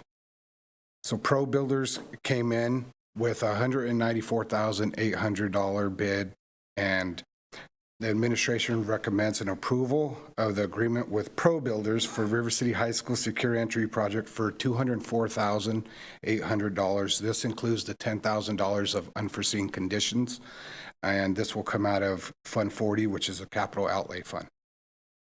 All right, are there any public comments? None received. Do I have any comments or questions from my fellow trustees? There was just one bidder? Yeah. That's it? So a lot of contractors that showed up were like door, what would you call it? Like, that wasn't, general contracting wasn't their specialty because we opened it up to B licenses. So they still fell under the B licenses, but some of them were like door alarm lock companies and they didn't have that scope. So they didn't come in, and a couple of others were like electrical contractors. So, yeah. I was just curious. I was like, wow. Thank you. All right. I move when the time is ready. I have a move by trustee Wong, second by clerk Hunt. All in favor? Aye. I too say aye. And now for the approval of the contract with Goodfellow Bros, California. Did I say that wrong? Yeah, no, it's a weird day. I said Goodfellow. Goodfellow. Is not that how you say that? Good fella. Fella? Sorry. Fellow bros. Man, you guys are just messing with my accent. Okay. Goodfellow Bros. California. I just think the Bros. California LLC for the Bridgeway Island K-8 Hard Port Refresh Project. Man, I am all over. I'm sorry. I'll get this right. It's good. So continuing on the importance of safety, we also need to just make sure that our play fields and the play areas and the walk areas are safe. And so Daniel will tell you more about this particular project. So tonight, again, the agreement with Goodfellow Bros for the Bridgeway Island Hardcourt Replacement Project. So as part of the district's deferred maintenance plan and facilities evaluations, the Bridgeway Island hardcourts have not been fully resurfaced since 2006, and this has resulted in significant cracking and really unsafe surfaces. So the facilities department worked closely with our civil engineers and our geotech partners in providing district with updated construction documents and soil reports, which will ensure that the district specifications are met. The scope will include a full subgrade preparation, which will include line treatment and new striping. It's also the north fence that separates the park from the hardcourt. There will be a new fence as well. So that's part of this project. It's also the main play area and the kindergarten asphalt area that's included in this scope. So the facilities department initiated a formal bidding process and received 6 bids, and the administration recommends approval of the agreement with Goodfellow Bros as the lowest responsible bidder. And the total contract amount for this project is $1 million, which includes the $50,000 for unforeseen conditions and will be paid through deferred maintenance. All right, are there any public comments? None received. All right, yeah, comments from my fellow trustees? Can Move when ready. Oh, go ahead. Can we push that fence back into the lawn a little bit? Yeah, I I'm can't kidding. go- I I'm can't go that kidding. way. I know. I'll second. All right, I have it moved by trustee Wong, seconded by clerk Hunt. All in favor? Aye. I too say aye. Thank you. Thank you. And now we are on to the approval of non-public school student contract at Sierra School of Sacramento for the 2025-2026 school year. Autry Streak. Good evening again. I am joined by Director Salvo, who will lead us in this item. Good evening. So I am here for a specific student that has joined our district that will be, in order to receive their individual education plan services, would need that to happen at our non-public school, which is Sierra. We currently have 12 other students that are already placed there, so they would be the 13th student. And so the addition to that would be the $19,697.98. All right, are there any public comments? None received. Any comments from my fellow trustees? Okay. I'll move when ready. Moved by trustee Wong, I'll second. second by trustee Kirby Gonzalez. All those in favor? Aye. And I too say aye. Thank you. And on to the approval of the Out-of-State High Reliability Schools Institute in Florida on June 15th through 17th. Thank you. This evening, I am requesting approval for out-of-state, for attendance at an out-of-state conference for Westmore Oaks staff, including the principal, assistant principal, and 12 certificated staff, June 15th through the 17th in Kissimmee, Florida. And this particular conference is to serve as an introduction into the high reliability schools framework, and it will give the school an opportunity to figure out if this is a service, a support that could eventually be brought to the school in a more expansive basis. The fiscal impact is $3,600 per attendee and will be paid for using funds specifically allocated for comprehensive support and improvement, which are specifically for Westmore Oaks. Are there any public comments? None received. Are there any comments from my fellow trustees? Just a quick question. Is the request being made by the district to the school or from the school to the district to attend this? The request is being made by the school. Okay. Yes. And I'm here on behalf of them requesting. I'll move. Okay. I'll second. Moved by Clerk Hunt, second by Vice President Castro. All in favor? Aye. And I too say aye. Thank you. Thank you. And now the approval of revised enrollment priorities for the Expanded Learning Opportunities Program. Welcome Yes. Thank you. Tonight, I'm joined by Martina Guerra, who serves as our Expanded Learning Director, as well as our Coordinator of Expanded Learning, Brianne Cadotte. And so they will present this item for us. Good evening. There we go. Sorry, that's tall. Good evening, President Coffey, Vice President Castro, trustees, and Dr. Hildreth. Before this evening, we are here to present and request your approval for the revision of the enrollment priorities included in the Expanded Learning Opportunity Program plan approved by the Board of Trustees on December 18, 2025.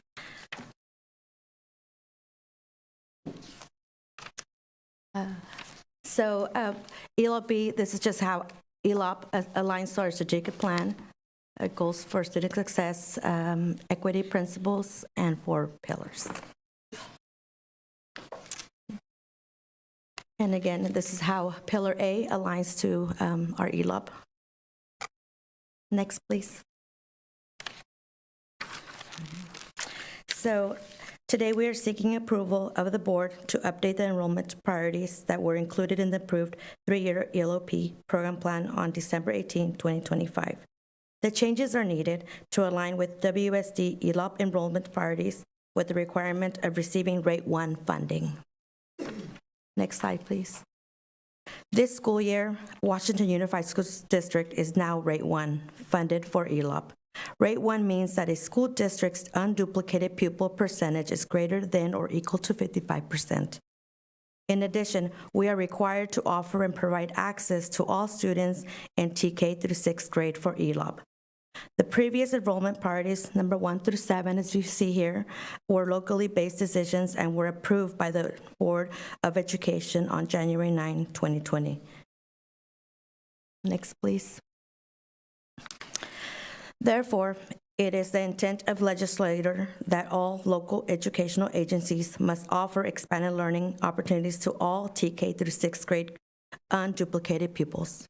Unduplicated pupils means a pupil enrolled in a school district or charter school who is either classified as English language learner or eligible for free or reduced price meals or foster youth. Next, please. Furthermore, the updated enrollment priorities align with both ELOP and ACES to ensure our district remains in compliance with Ed Code requirements while continuing to provide access to all TK through 8th grade students. Once all priority students enroll, the remaining spots are filled based on the date the application was received. Next, please. This visual represents how the enrollment priorities for ACES and ELOP both align to meet state requirements. So as you can see, ACES priorities are homeless, foster youth, free and reduced meals. ELOP is English learners, foster and free and reduced. The updated enrollment priorities are important because they continue to keep us in compliance with the requirements of ELOP and ACES. As you can see, number 1 through 3 is more compliance and requirements. These priorities continue to focus on equity and support students with the greatest needs. Next, please. In conclusion, Washington Unified School District's updated enrollment priorities reflect the transition from locally determined placement criteria to state-aligned ELOP and ACES eligibility requirements. These changes ensure expanded learning opportunities are prioritized for students identified through state program criteria. Thank you. Any questions? Are there any public comments? None received. Do I have any comments or questions from my fellow trustees? Thank you. One, I remember, and Trustee Wong, you probably remember as well, I was thinking back to the reason we made those priorities, which I understand now that it's coming from the state, I understand all that. But I had believed that we needed to kind of focus on or prioritize our middle school students as part of that, which is why that was number 2. Yeah, at the statute at that time.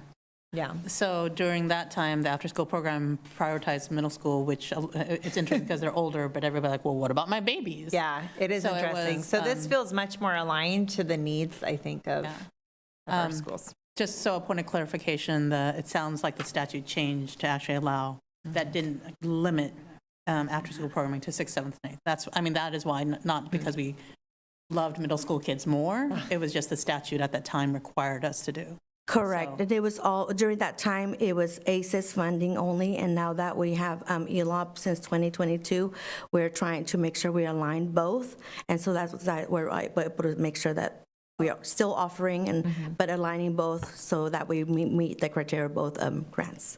So then the question would be then, is 6th, 7th, and 8th still a requirement under ACES?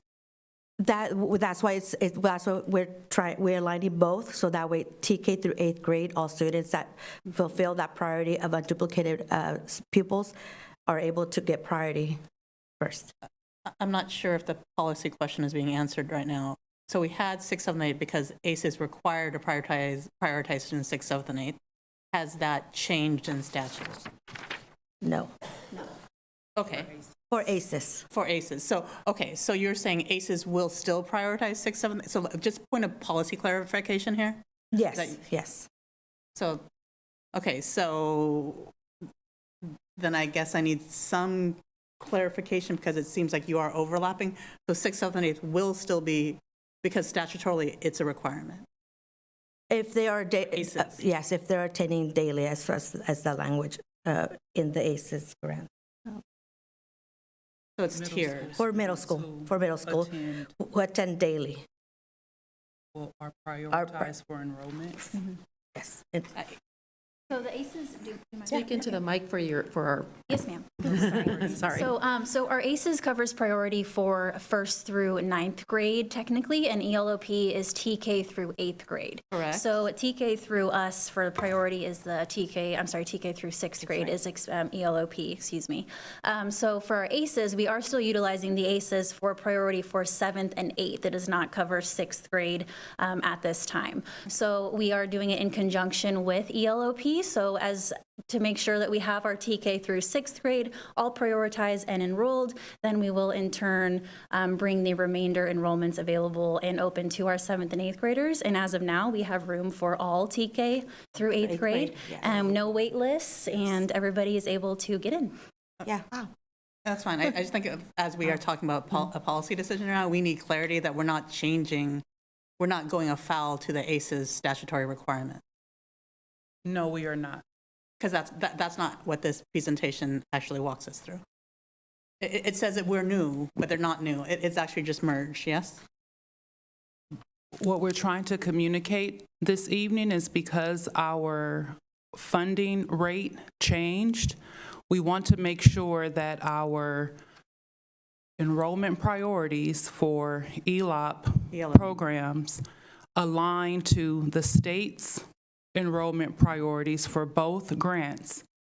And in order to do that, we have to change what was included in our 3-year ELOP plan, which we presented to you in December 2025, in which you approved. So we want to align our enrollment priorities with the state's requirements for both programs. And in doing so, we will not have to turn away any grade level. Yes. Yeah, understood. But again, for transparency, as people are watching, we're not going afoul to the law. We're following ELP as well as ACEs. Yes, correct. And as Coordinator Cadeau pointed out, we are quite fortunate that both of these leaders did some work this year to ensure we could expand the number of seats that we could offer at some of our highest impacted schools. And as of today, anyone who has applied for after-school services for next year will not need to be turned away because we have enough seats for people who have applied by the deadline and now getting ready to open up the application window again for those people who may have missed the deadline, but now we still have space available. Sorry, thank you for the reminder, because it could be confusing, and we don't want to say we're throwing out the ACEs requirements, because we still have that requirement for ACEs. Thank you. Yeah, I just wanted to make sure that it was, that people too in the community know that why that was there, and I really appreciate all the work you've done to expand this, and knowing that all the spots right now that people have applied are in is really huge and such a relief, I know, off of so many working parents' shoulders. So my only other question is, well, now I've forgotten it as I talk, so hold on, I will think of it. No worries, I can come back to you. Yeah. Thank you. I'm echoing what Trustee Kirby Gonzalez is sharing. What are the new priority criteria? Is anything changing from our current priorities? What's different with, we're approving the revised enrollment priorities. Which ones are the revised enrollment priorities? I may be missing it. It's like slide 1 through 6. Why is it important? 3, 4. Slide 5, please. Your 1 through 6 items, you mean? 7. Oh, okay, previous priorities. So are these still the same priorities? So we will actually be kind of reconfiguring these and actually not listing, we're not going to be listing, honestly, number 5. So we will still be listing homeless and foster youth. And we will still be listing the remaining 5 spots. We'll basically just be changing the verbiage on this. And if you get a chance to look at the Washington Unified website or on our page, there's been some updated verbiage on kind of a what's to come sort of thing. Okay. And there is some kind of updated language on kind of what the unduplicated pupil means and what that looks like, and kind of how to expand the language on that to kind of open it to a more broader amount of.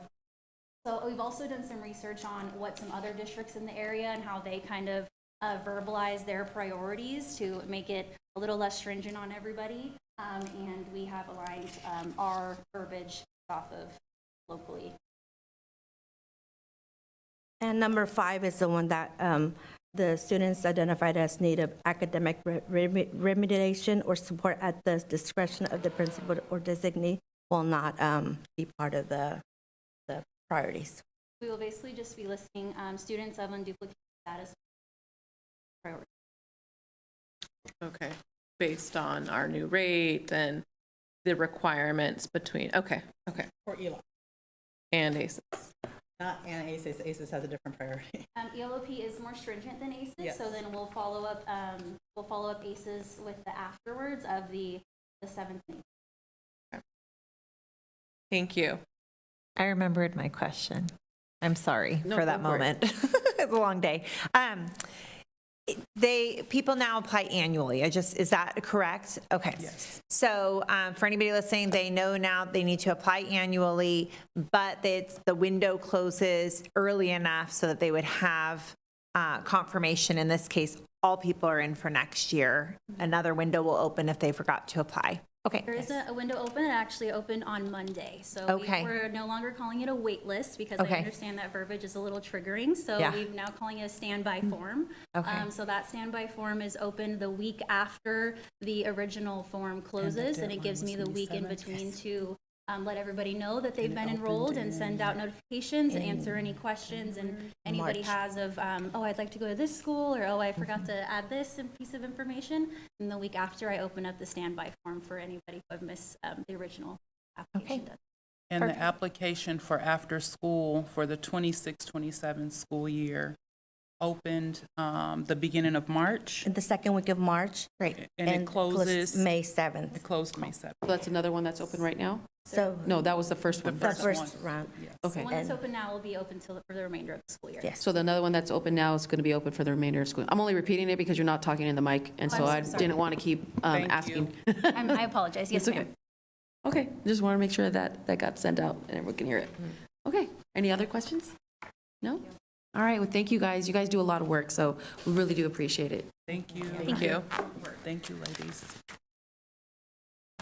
All right, and now we are Coffee, I don't think we had a move.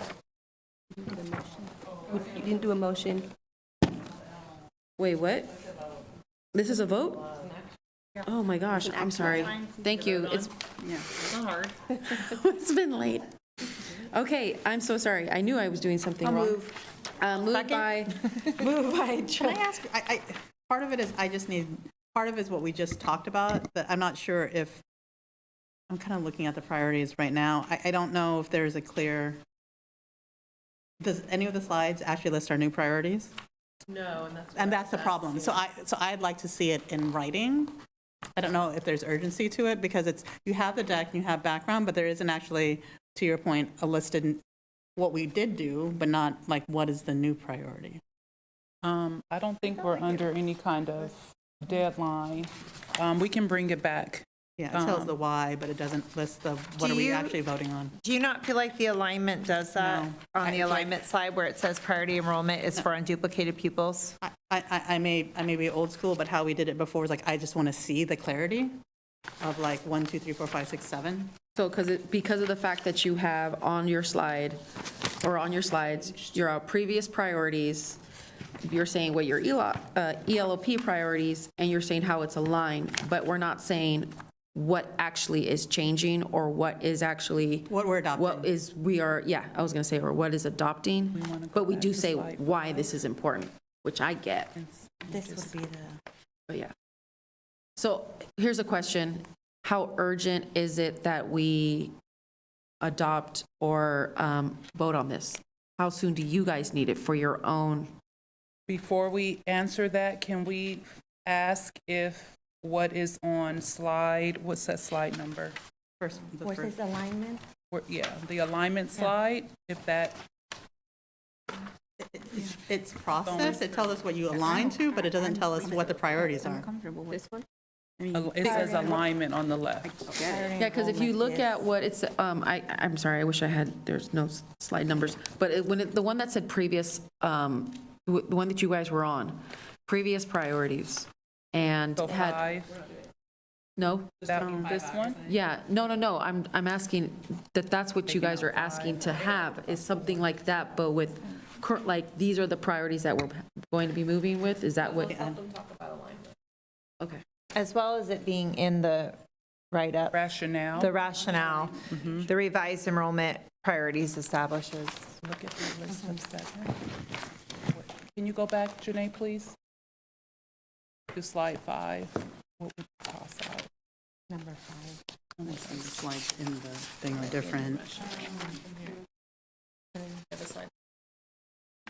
That's what I'm looking at.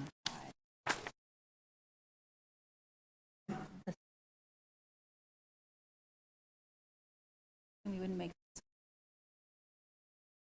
So this is it. This is it. Yes, this is it. The So alignment. the alignment slide is the how enrollment would be prioritized. Item were to be approved.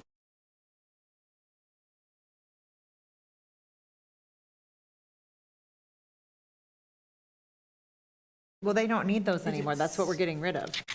No, only alignment. Yeah. This is what they're saying Yeah. is aligning. I'm okay moving forward with that. Yeah, I'm.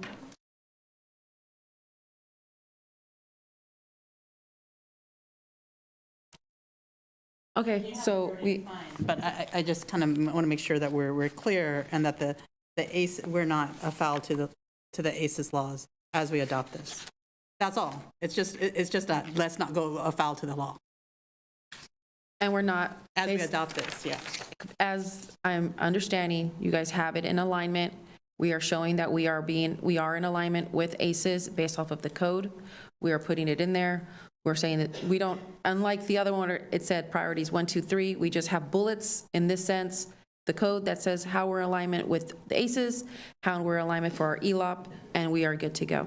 And I just want to assure the board that we worked really, really closely with our CDE contact on the language for the priorities. Great. In multiple iterations, email, meetings. So, yeah, so we see what's on the alignment page to be in alignment with the requirements of both grants and with the guidance from CDE. Thank you. I believe that provides lots of clarity. Now, I heard Vice President Castro move and Trustee Kirby Gonzalez second. Do I have any other items before? Are we good? Okay. On that, I heard Vice President Castro move, Trustee Kirby Gonzalez second. All in favor? Aye. Aye. And I too say aye. Thank you. Thank you. Thank you so much. I can say no. I just need more information, but that's not an option, so. No or abstain? Are you a no or are you abstaining? I guess I can abstain, I just need more, I just didn't get clarity around the Can you ACES piece. abstain? I thought you had to say yes or no. I'm abstaining because I didn't have a lot of clarity around the ACES piece in this in this priority list. Okay. Yeah. Yeah, and then, so We have 4 yeses, 1 abstain, and then if you ladies can provide us with, or can provide a clear update, so that way that's just. Would you like the number so it's more clear, or how? Oh, sure. Yeah. Thank you. She'll get better clarity of what she needs. Thank you. All right? Thank you. Thank you, ladies. And now we are on to board governance. First read of board policy number 6146.1, high school graduation requirements. Autry Street. Good evening. Long time no see. I am joined this evening by Dr. Jay Burns, Director Carla Salvo, and Principal Jake Guyvette, who will guide you through the first read of Board Policy Number 6146.1, High School Graduation Requirements, to ensure that our most current board policy on this topic is in alignment with current and upcoming state requirement changes for both students with disabilities and California high school graduates in general. Okay, so with that, I'm going to turn it over to Dr. Burns. Thank you, trustees, superintendent. Thank you for having us tonight. I do want to contradict what that beautiful young lady said today from Lighthouse. Reading is important. Reading is important. And this is actually, we did a read, the first read at the policy subcommittee on Friday. I want to emphasize Friday, April 17th, when we did this. And today we're coming forward. So I want to highlight some key parts in here. We're going to highlight. So in section 1, the key parts that stand out is before we didn't have the grad requirements for the comprehensive high school. So the key structural changes in there you're going to see is students will still continue to complete 4 years of English, 3 years of mathematics through integrated math 2, 2 years of science, and 3 years of social science, including U.S. history, world history, government, and econ. Requirements in visual and performing arts, world languages, PE, and our Building Foundations for Success course remain in place. Here's the structural adjustments you'll see. Electives. Beginning with the graduate class of 2030, elective requirements are reduced from 7 courses, 70 credits, to 6 courses, 60 credits. At the same time, the total graduation credit requirement increases from 250 to 260 credits due to the addition of new required coursework. The policy adds 2 new district graduation requirements. Beginning with the class of 2030, students will complete a 1-semester ethnic studies course. In addition, beginning with the class of 2030, students will complete a 1-semester personal finance course. And then one last adjustment, the service learning requirement will be discontinued beginning with the class of 2027. Okay? So that's the key section 1 where you saw that major red group. Yeah. Right, and they're not labeled by section. So when I talk about section 1, that's page 1. Course requirements. Course requirements, all the way up to the beginning of where it says exemptions from the district adopted graduation requirements for highly mobile students. Okay? Want to take them through the next part? So for under course requirements, exemptions and waivers, due to some changes from Senate Bill 114 and 141, special education needed to make some adjustments to the high school requirements. However, the high school requirements don't change any of the current courseworks. We still have the obligation for the students to meet all of their core instruction. The decisions that, or the changes that we make really are to update our board policy and to ensure that the IEP is driving the decision if a student needs to have any type of exemption into their coursework. And then through that, we're still making sure that students have continued access to general education classes. and that they are not automatically removed from the graduation track, and that we are just giving a clear guidance regarding diploma versus a certificate pathway. And that what that means for special education is that if they do not graduate with a high school diploma, we still have an obligation as a school district to service them until they're 21 and a half. And so this is just aligning our high school graduation requirements to the Senate bill since those small changes were made. But there's no direct coursework changes. That's just that the IEP now has the ability to make some of those exemptions for specific students as they see fit. Do we want to ask questions so far? I think we can keep moving, so yeah.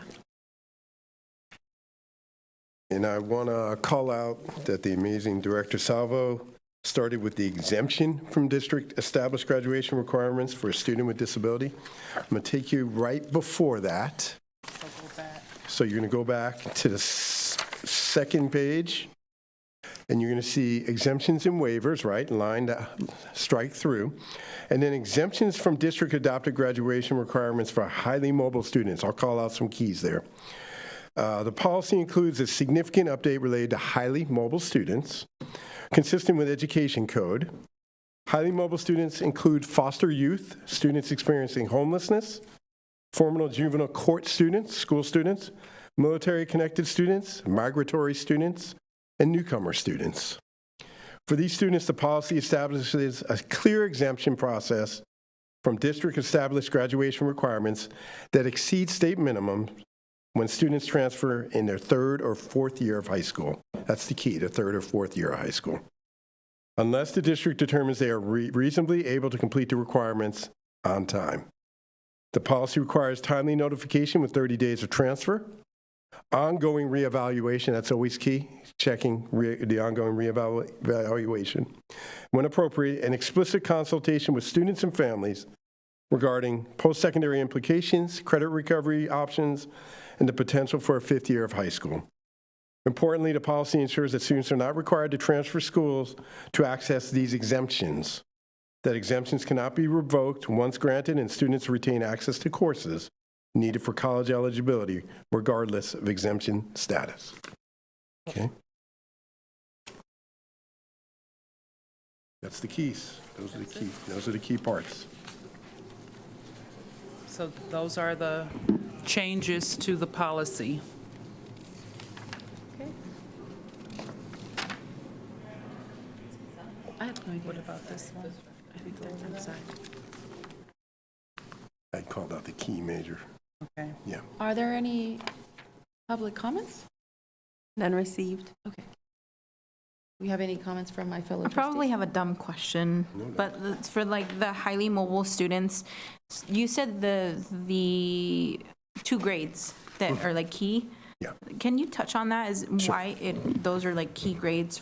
Yeah, I'll give you an example. So a McKinney-Vento student transfers in, a family in transition, and we start looking at it when they come in. We don't immediately reduce their credits if they come in as a freshman or a sophomore. We start evaluating it. By their junior year, we can now reduce their credits to the state of 130 credits, right? 3 years of English, and I could break it down more.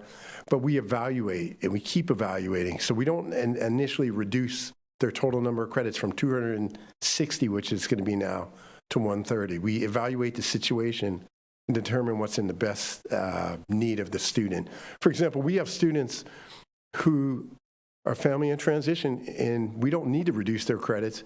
And by reducing them, we might affect their opportunity to get into a UC in some ways, right? Okay.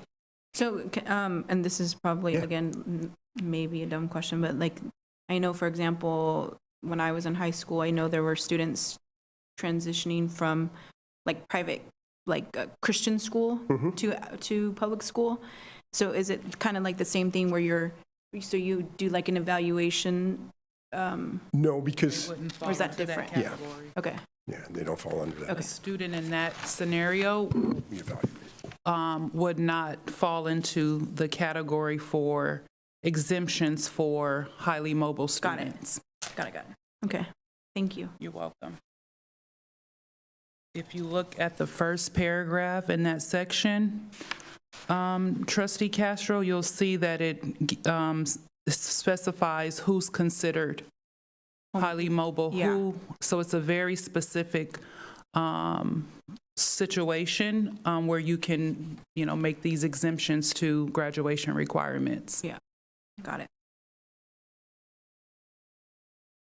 Are you done with the graduation requirement stuff or the mobile?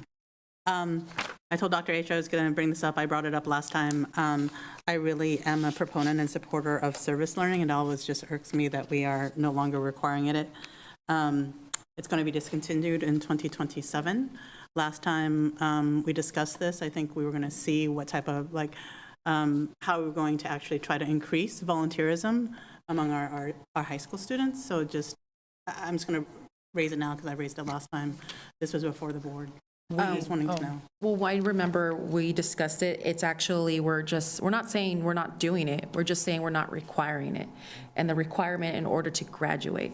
Because what we were finding, at least that was based off of this subcommittee meeting, is that we are having a lot of our students who are in a lot of different sports or different activities, all of these things, and then on top of it, they have to do their extra, their service learning, which is additional time and effort to put in, so they're not able to meet that requirement. That was part of the discussion, and so instead of it being a requirement where it is, if you don't do it, you don't graduate, it's if you decide to do it, we are happy that you're doing it, and I think there was a possibility of doing something more because you went above and beyond by doing some service learning. Yes, that was a great assessment of the conversation that we had extensively in the subcommittee meeting. We talked about some possibilities of kids who still complete those hours receiving a cord at graduation or some kind of pin, but still being acknowledged for that contribution to their community, but not wanting it to be a barrier for kids who might work or who are involved in other activities and they've completed all other credit requirements and not wanting the service learning to be the barrier between them and their high school diploma. So are there data? My question is, again, I know this is the first time maybe this board has come across it, but I just want to be consistent. Yes, understand that this is a part of graduation requirement. So not unaware that this was a graduation requirement because it's been one until 2027. The request at that time was to actually really study it, understand how many kids were or were not, if we were offering it, if there was any uptakes. I don't know if there are any data to show kind of what you're highlighting. Maybe it was presented to the policy committee. Would love to hear it. However, also open to discretionary waivers because again, service learning I think is part of civic engagement and part of what I believe to be a responsibility of our district, but that's okay. I can also not be the same voice as everybody else. That's okay. Can I ask a question? Oh, sorry, go ahead. You go. Well, okay.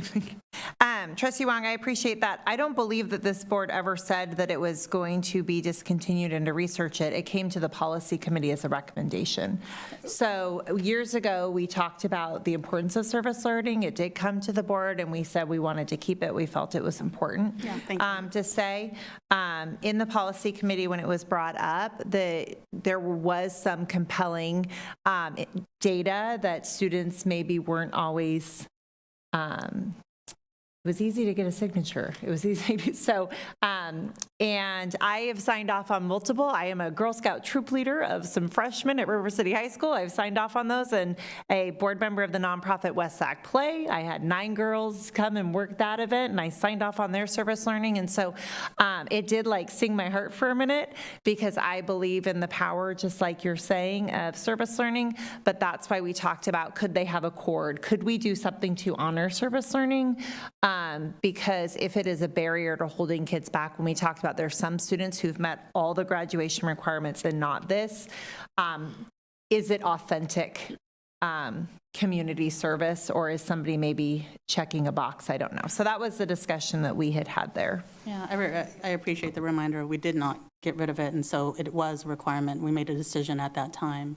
But again, open to actually, would you keep it and just have it signed off as a waiver of, like, if you didn't do it, graduate? It shouldn't be a barrier to getting a diploma. However, for the same reasons we talked about it years ago, there's merit to it, right? Because we've lost a lot of kind of community involvement over the years because of COVID and other things. So that's just my thinking around that. I feel you have a lot to say right now. I want to hear it all. Yeah, no worries. This was a discussion with my leadership team at River City High School. By all means, River City High School is still valuing service learning, but at the end of the day, as the principal of River City High School, I really don't want it to be that barrier that an individual does not get their high school diploma that opens a vast majority of avenues for them later on in life because they maybe did not complete their set hours of community service. By all means, we are looking at a pathway for students that still want to do that civic engagement and that service learning by having them wear a cord, like Assistant Superintendent Shriek said, to where if they meet so many hours of service learning, they can don a cord that shows their commitment to that civic engagement at River City High School and in the community. Every year, there are certain students that do not get that high school diploma solely on the sole purpose of that service learning requirement, and that is really what we are looking to have that not be a barrier, because I can tell you as a high school principal, sitting across the table from a parent where they have a unique need or that individual just is struggling or has some barriers going around, or they're very vested in sports or different clubs or different things like that. At River City, the one barrier for them is service learning. That is very hard to sit across from them and say, your son or daughter does not receive a high school diploma because they didn't meet that certain requirement. And so that's what we are presenting in front of you today, that we're not saying that we don't value service learning. What we are saying is that we really need to look into a new direction on how we can value those individuals that want to do that commitment rather than in some cases just checking a box due to the current format of community service. And was the concept of a waiver where you could sign off on those individual situations discussed? It was not. Well, or is it just? I mean, the discussion here is the policy on graduation requirements. If we want to remove it from the graduation requirements, we wouldn't need a waiver, and it'd still be an important part of what we teach at River City High School. Right, it's just not a graduation requirement, so there would be no waiver. Technically, it's in this language and it's being phased out next year. So it is currently in the language. So even in this year, you'd still have to, those situations by 2027, you'd still be sitting across at least one cohort of graduates that you might be saying no to.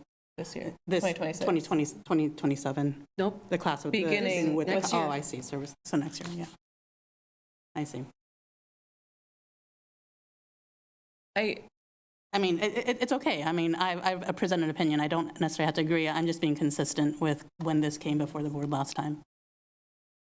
I understand all of that, and the openness is just, if there's a waiver process or not, like that is consideration, right? That the high school principal, whoever, can, or their designee can sign off on it, but.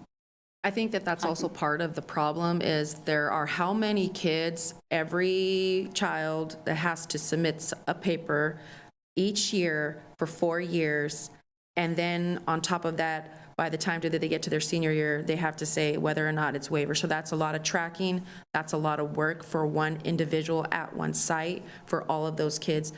Do you have somebody who does that currently right now? And how does that look again? So currently that is done by administrative team. So basically, at the start of every year, especially in their senior year, we have a list of who has not. We are contacting them, working with their families and our counseling team, along with our administrative team, to let them know that this is a requirement. And I would tell you, as of today, we still do have students on that list, that it is going to be having to sit in front of them and have that unfortunate conversation. So presenting this to you, it would be my recommendation as a school principal to have it be discontinued as a graduation requirement, beginning with the class of 2027, and instilling a new tradition for service learning to where we honor the individuals that are truly doing the value of service learning and that commitment to our community, as well as River City High School, in a different form of wearing a cord or another stole at graduation.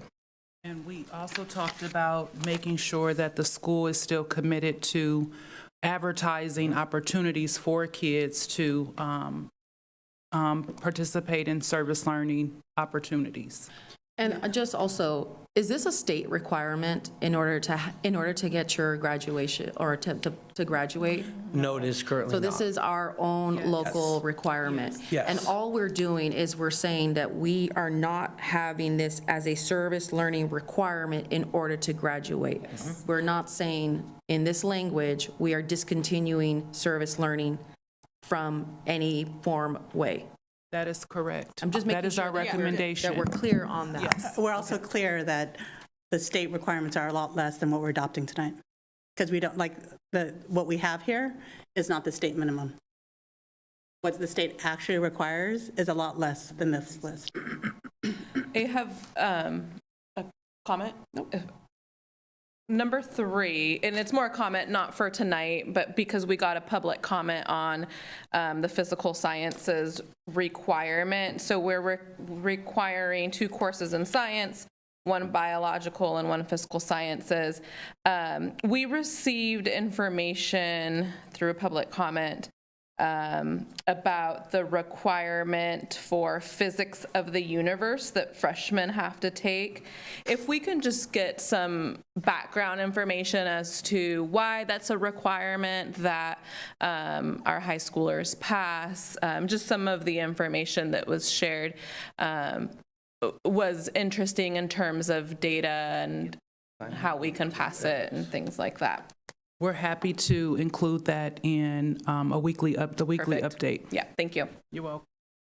I have a quick comment. I appreciate the work that was done on this with the subcommittee and staff too, because just hearing, and I appreciate Jackie's concerns and her opinion on it also, but just hearing that is a barrier between a student getting their diploma and coming from a community where, I'll just speak from my own experience, not having family being there to transport you or to encourage you or to even expose you to opportunities for services.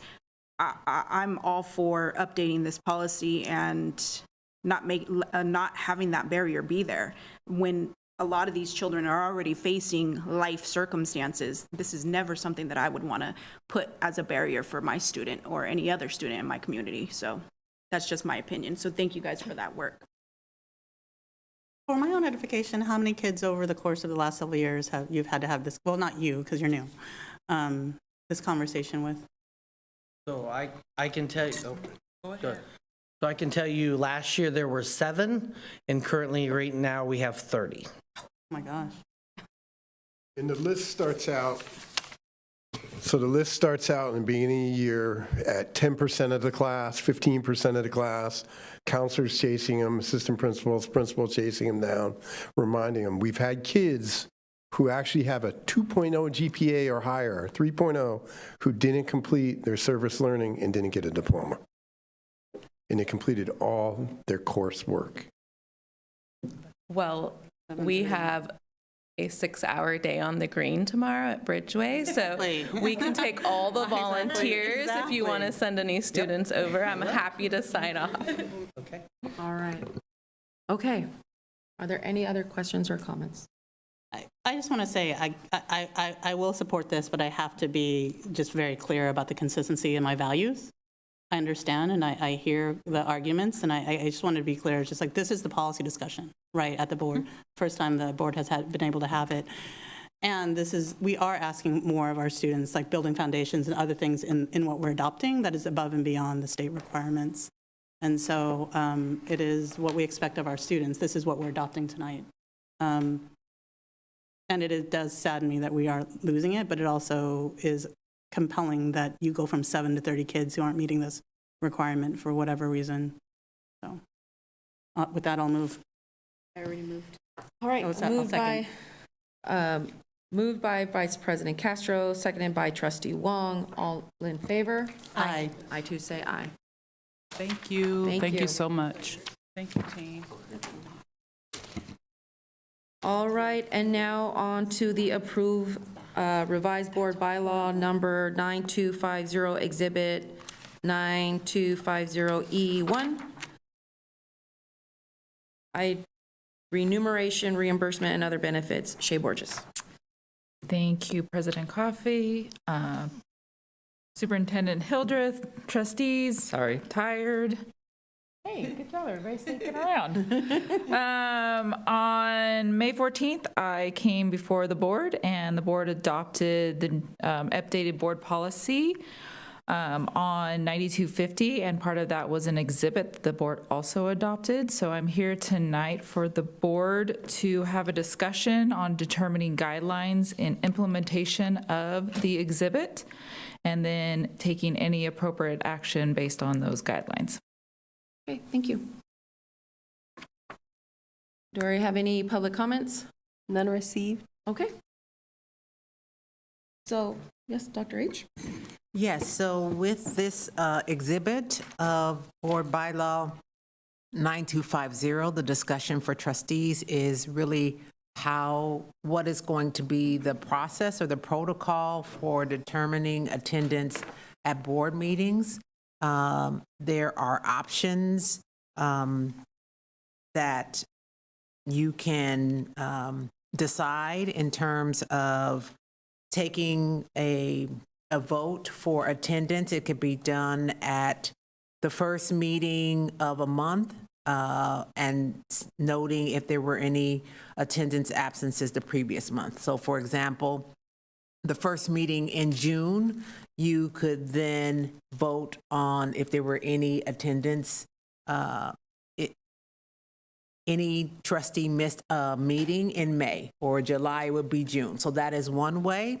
Another way is some districts have it as a standing item and under board governance, and at the meeting, if there is someone who is absent, then there is a way to have that vote and discussion at the actual meeting. All right. So open up for dialogue, my fellow trustees.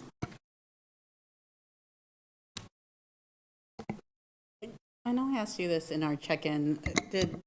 Was there guidance on what a board meeting, definition of what a board meeting was from council? Yes, so it varies, and it really depends on a local decision. So some districts determine that it is regular board meetings. Those are the meetings that are approved on a board governance calendar. For our district, we know it's the second or fourth Thursday, or there are some months where we only have it on one Thursday, either being the second or the fourth. Or there are some districts who determine it could be regular board meetings and then other board activities such as subcommittee meetings or board workshops or study sessions. I'm going to go ahead and recommend that it only be our standing, already scheduled board meetings that is considered, because we know what those are. They're on date, they're on calendar. As far as subcommittee meetings, some of us have, depending on your subcommittee, you're going to have more than another. That's not fair. You're, depending on whether you're able to make it to special meetings, some meetings are more happen more often than not. That's a lot of mathing for our, I'm just going to go ahead and say, for our payroll area to have to, okay, there were 15 meetings this month, divide that by however many were, who was there, who wasn't. That's too much. So I am proposing that we make it simple. It is our regular board meetings that happen once or twice a month, and that be what I'm recommending. But like I said, I'm just one, but that's just my thought.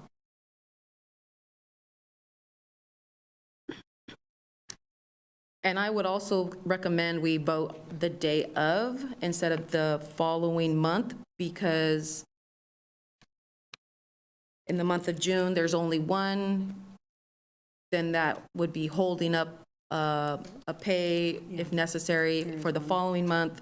So my thought is, the meeting that is missed, just have it standing. If there is somebody, if nobody's absent, we can go ahead and move on, but it just be on the agenda and move forward from there. That's also my recommendation. So no subcommittees, and then have it as a standing. We know when we're supposed to be here. It's calendared a year, and at least a year in advance. And it's always on, like we said, every second and fourth Thursday of the month. I suggest that it's not necessarily the subs, but it's really also important for the retreats. And I know that we, to be transparent, I've missed a couple of those retreats over the years. That then we meet as a board, whether they're special retreats or otherwise, those are also counted. Because I get this subcommittee, it's extra, but I would actually suggest that those other meetings also are part of our work of governance together. I was thinking similar with the specials, definitely like the board governance. We do those a couple times a year. Those really set the foundation for what we're doing in the upcoming year. I understand what you're saying with the mathing. And that's why I was initially thinking the route, just these regular board meetings, but trying to really understand the importance of being present.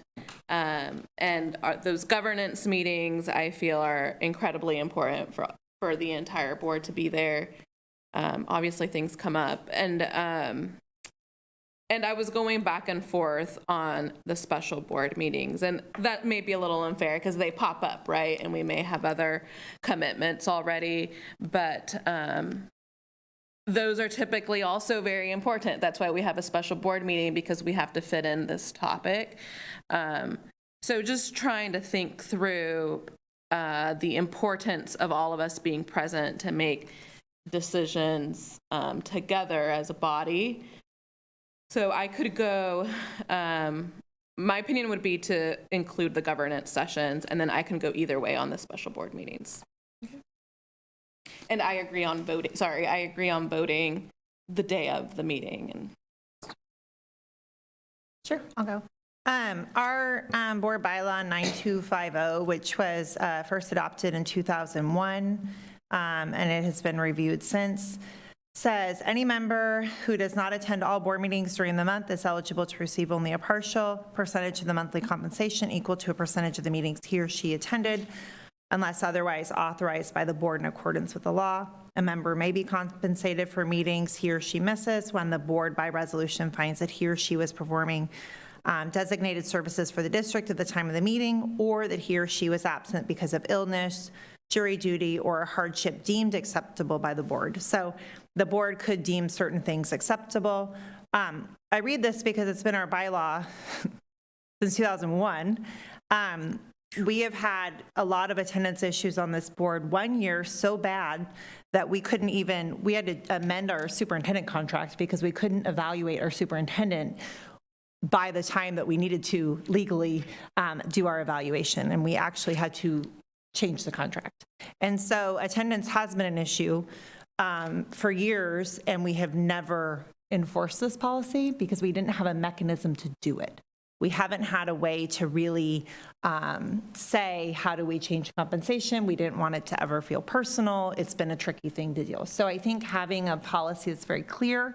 I've been watching other board meetings, other boards who've been doing this, and I think it is going to be a much more I just appreciate that it will be a consistent process, and we'll be able to follow the policy we've had for a long time.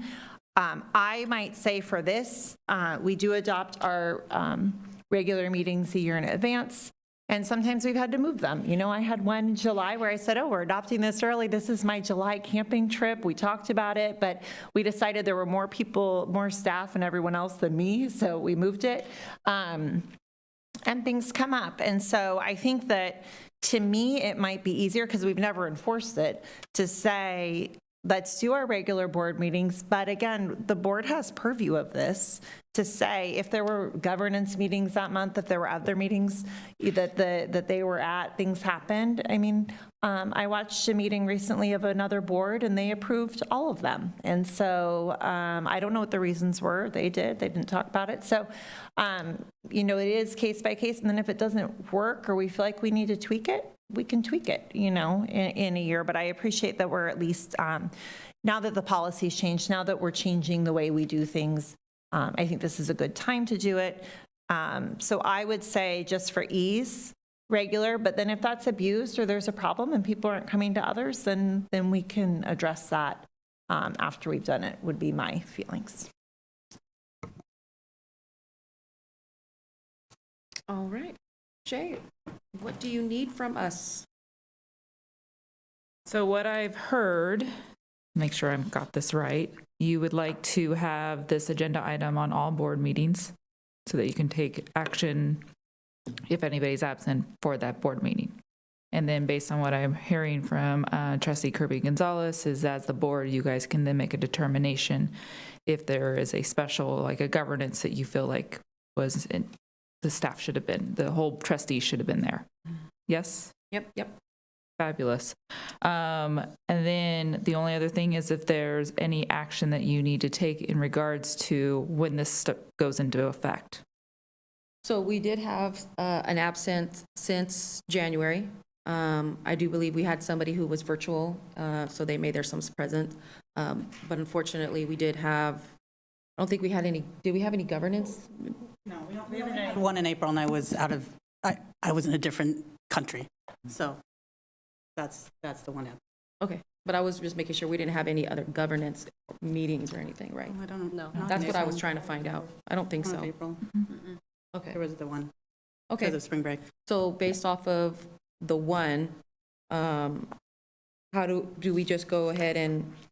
So as you look at the draft that you have, right, and we said draft because we were going to make that determination, as you look at item number 1, and it's kind of takes a minute to get your eyes adjusting, right, you would say determines, and you'd insert the trustees' names, missed, insert the number of meetings, the board meetings in the month of whatever month, right? And then item number, so you got 2 or 3, and it's similar to what you heard Trustee Kirby Gonzalez, sorry, I got a tickle in my throat, say. Number 2 is where the trustees make a determination that the trustee that was absent still will be paid because maybe they were performing services outside of the meeting, but still for the school district, or the member was ill or on jury duty or absence due to hardship. And so they say, even though this happened, we're still going to pay them. Gotcha. Or you jump down to number 3, same thing, you make a determination that you are going to not pay. So you just need to fill in the blanks. Okay.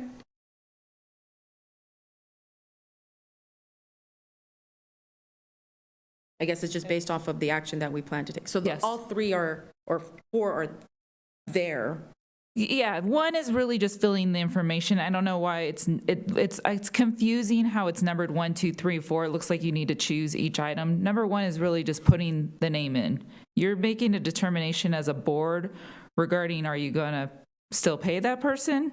2, or you're not going to pay that person? 3. Okay. 4 is just language regards taking further action if needed. All right, well, we had 1 absent in April, and Jackie made it very clear that you weren't doing anything district-related, so. Yeah. So, I'm trying to figure out which one it is. So we do one, because we put in the name. We fill in one for the names. Okay. So you put trustee. But this is a draft, so Yes. so we're just giving you An example. an Example, yeah. So Okay. we can do is we can bring this back and take any appropriate action. Got you. Once this is done. So that's how this would work. Okay. Okay.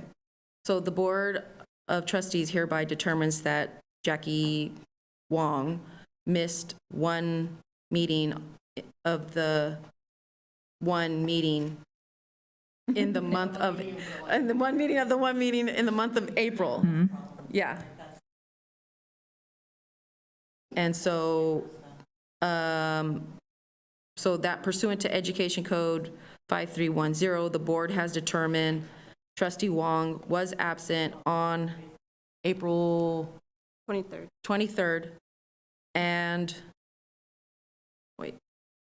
April 23rd, and was not performing services outside the meeting for the school district or districts.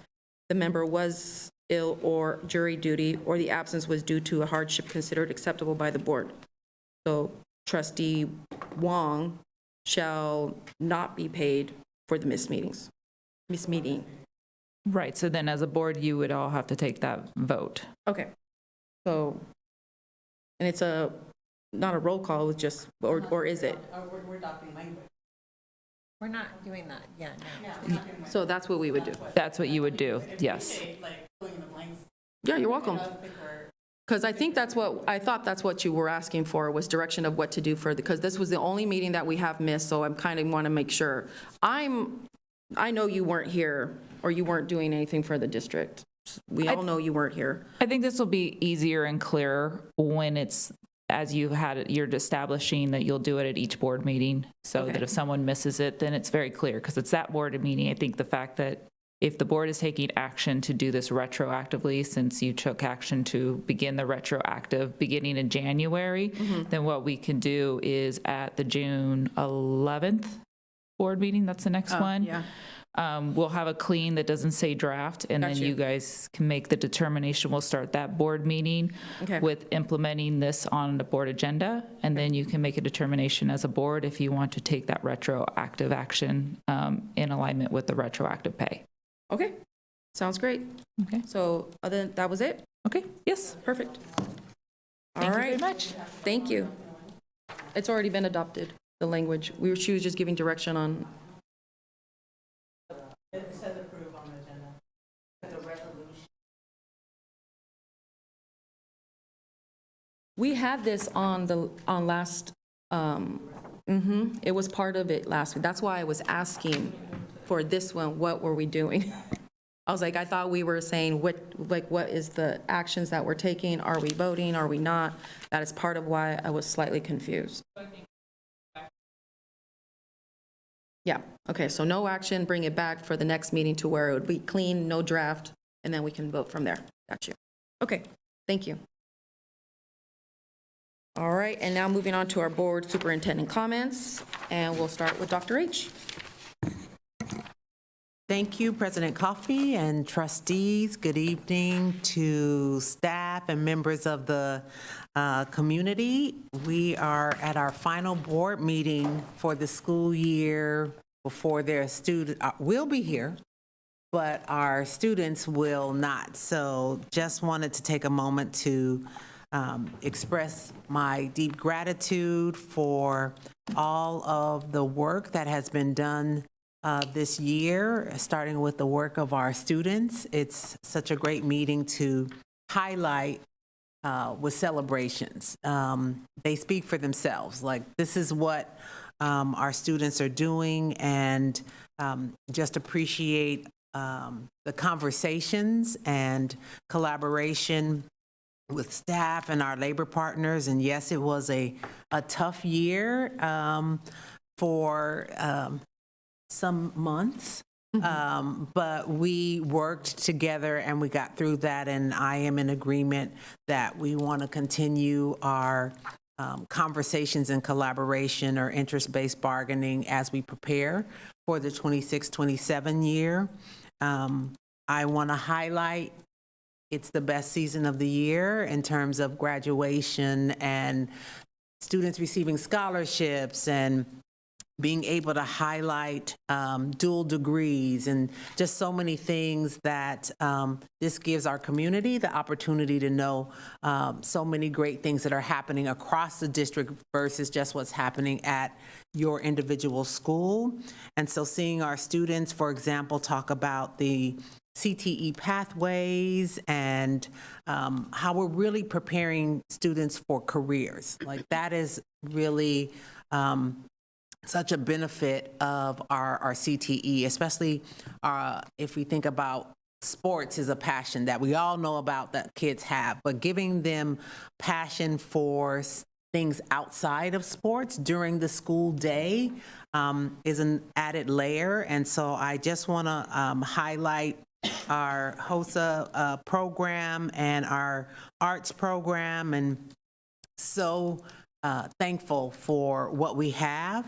But I also want to highlight how we use our Prop 28 funds, because that did come up, and I just want everyone to know that our Prop 28 funds must be related to the arts. So when we spend those dollars, they have to be related to the arts. And we have had waivers in the past, but those waivers just allowed us to use the formula differently. So the formula has been that you have to spend 80% on personnel, new personnel, not on your current personnel, and 20% on other art-related expenditures. And so the waiver just allowed us to use more than 20% on other art-related expenditures. So I want to make sure that that's clear, that Prop 28 dollars have only been going towards the arts, and our principals and leadership teams have been working to have plans in place for 26-27 on how we are using our Prop 28 funds without utilizing a waiver. So that is in the works, and we're excited to continue strengthening the arts program that we have.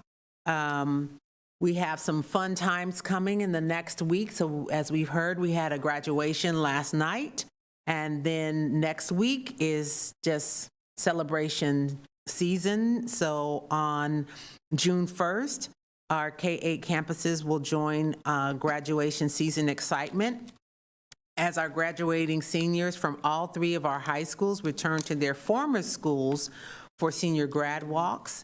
These grad walks are always a powerful reminder of how far students have come and an inspiration to our youngest learners.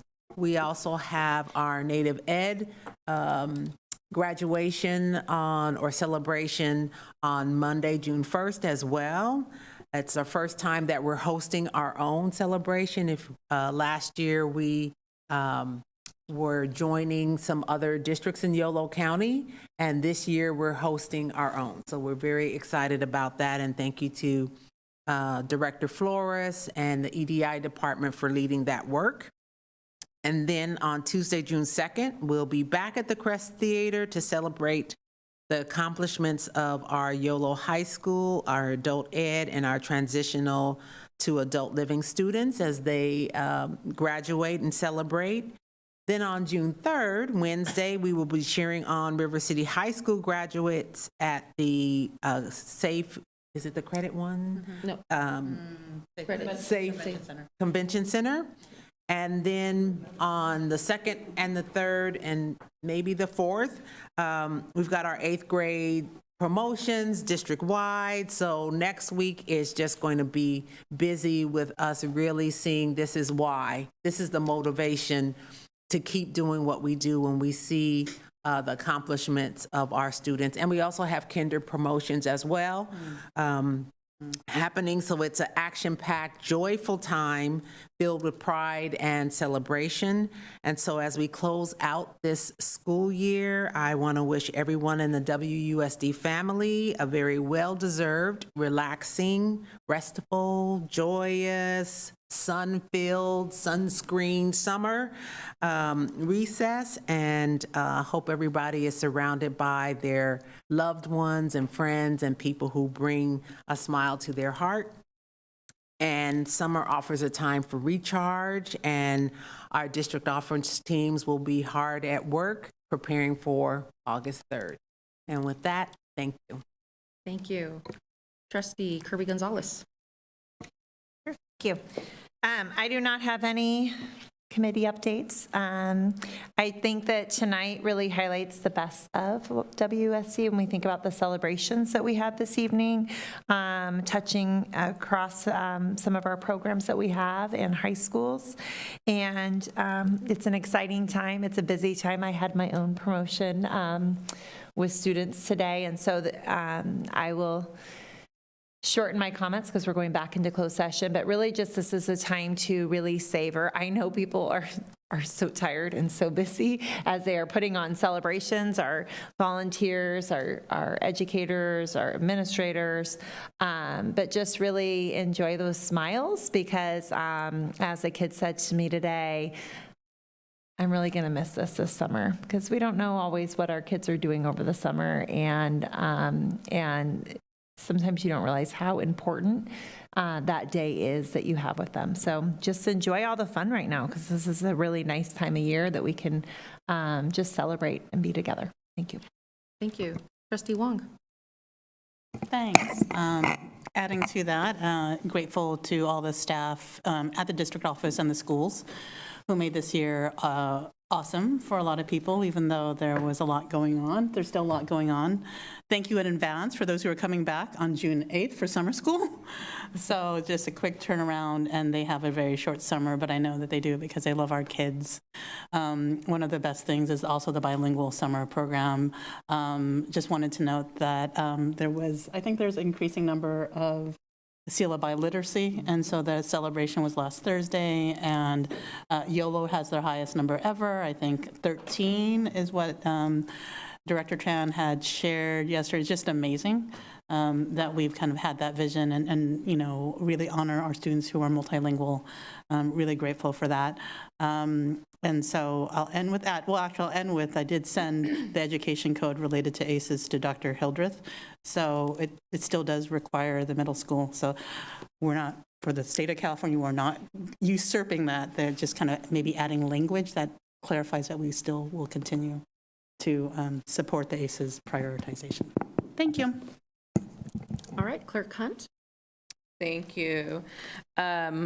I just want to echo, we're so lucky tonight to have so many students present and present to us, and it really helps fill evenings like this with a little bit of joy. So I appreciate all of the students and families who gave up their time in this very busy time of May to be here. I also want to do a special shout out to our facilities and MOT crew. They jumped in at the very last minute, bright and early this morning, to support some of our parent volunteers. And, you know, it just really proves how vital that group is to our schools. And thank you. I hope you all are listening. It's very much appreciated. If we could receive, just in a board update, would be fine, enrollment statistics for Washington Middle College, what their capacity is, what kind of wait lists they're looking at. And I know there's a lot of work happening to expand and whatnot, but just curious to see where we're at for the upcoming school year. And as we look ahead into the upcoming year, you know, our district is entering into a season of change across the district in different ways. And I just want to acknowledge that we all know that change is very hard. It challenges our routines, it creates uncertainty, and it asks all of us, our families, our educators, our students, to adapt in a way that we didn't expect to have to adapt. And just know that every change that's being implemented across our schools has been designed with one goal, and that's to better serve our students and help prepare them for the future. So I want to thank our school community, our staff, our educators for, the patience as we navigate change, the trust, and really the resilience to be successful together. Thank you. Thank you. Vice President Castro.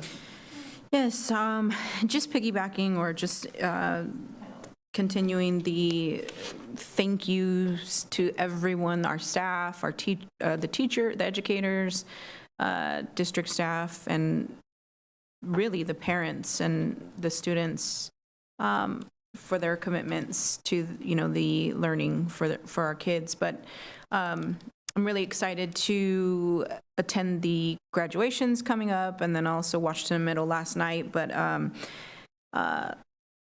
not just the students, the celebrations that we had tonight were great, but just for those students too that are just getting through school and graduating, because a lot of the times it really truly is just getting to the finish line for some of these students. And we have a lot of opportunities for a lot of different demographics of students. So I'm really proud of that. I being a student in this district since I started school, right? Like, we've come a long way and we have so much to offer. So I'm just really thankful for that. And, we made it through me and Jeanette, our second year of school. I'm excited to meet the new SRO and for him to be back on our campus. And I'm just going to keep it at that because I'm tired. So thank you. And we got to go back into the back. Yes, all of the wonderful graduations that are happening, super excited about all of the celebrations or promotions. I want to say Tim Brown's event was super eventful. Everybody that showed up. I can't emphasize it enough. Like, I spoke with Tim about it, and he actually got to talk to Bianca about, like, well, what do you do? She's like, community schools, and this is what we do, and these are how we talk about mentorship, and I'm seeing it live right here, right now on this field with all these kids, and I just have to say thank you. And he's like, what are you talking about? I just do this one time. You do this all the time.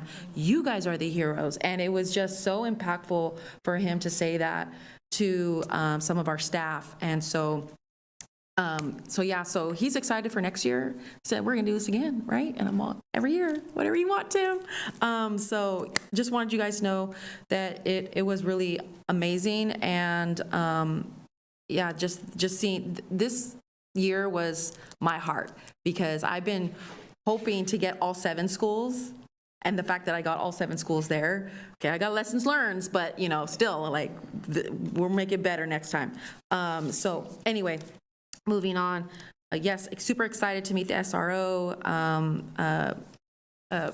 Hopefully, not a one-on-one or anything. I just want to be able to meet him, like, kind of get to know him a little bit better. Also the same with what's going on with Washington Middle College High School. I know they talked about the MOU a little bit different, and Doug was talking about how, maybe we need to change it. Just looking at it, what's going on there, so we can make sure that it is in alignment with their schedule and their needs. And thank you for sharing how Prop 28 funds are being, for the waiver. I think that that's really important, that we continue to be transparent with all of that. I had something else, but I can't remember off the top of my head, and that's okay, because we're going to go back into closed session, and I don't want to use all my brain power right now. So we're going to go ahead and future board agenda items. I have on here board governance handbook committee meeting. Are there any other additional items that need to be added? I don't think so. I didn't hear anything. Okay, so on that, we're not adjourning, but we're closing our open session and we're heading back to closed.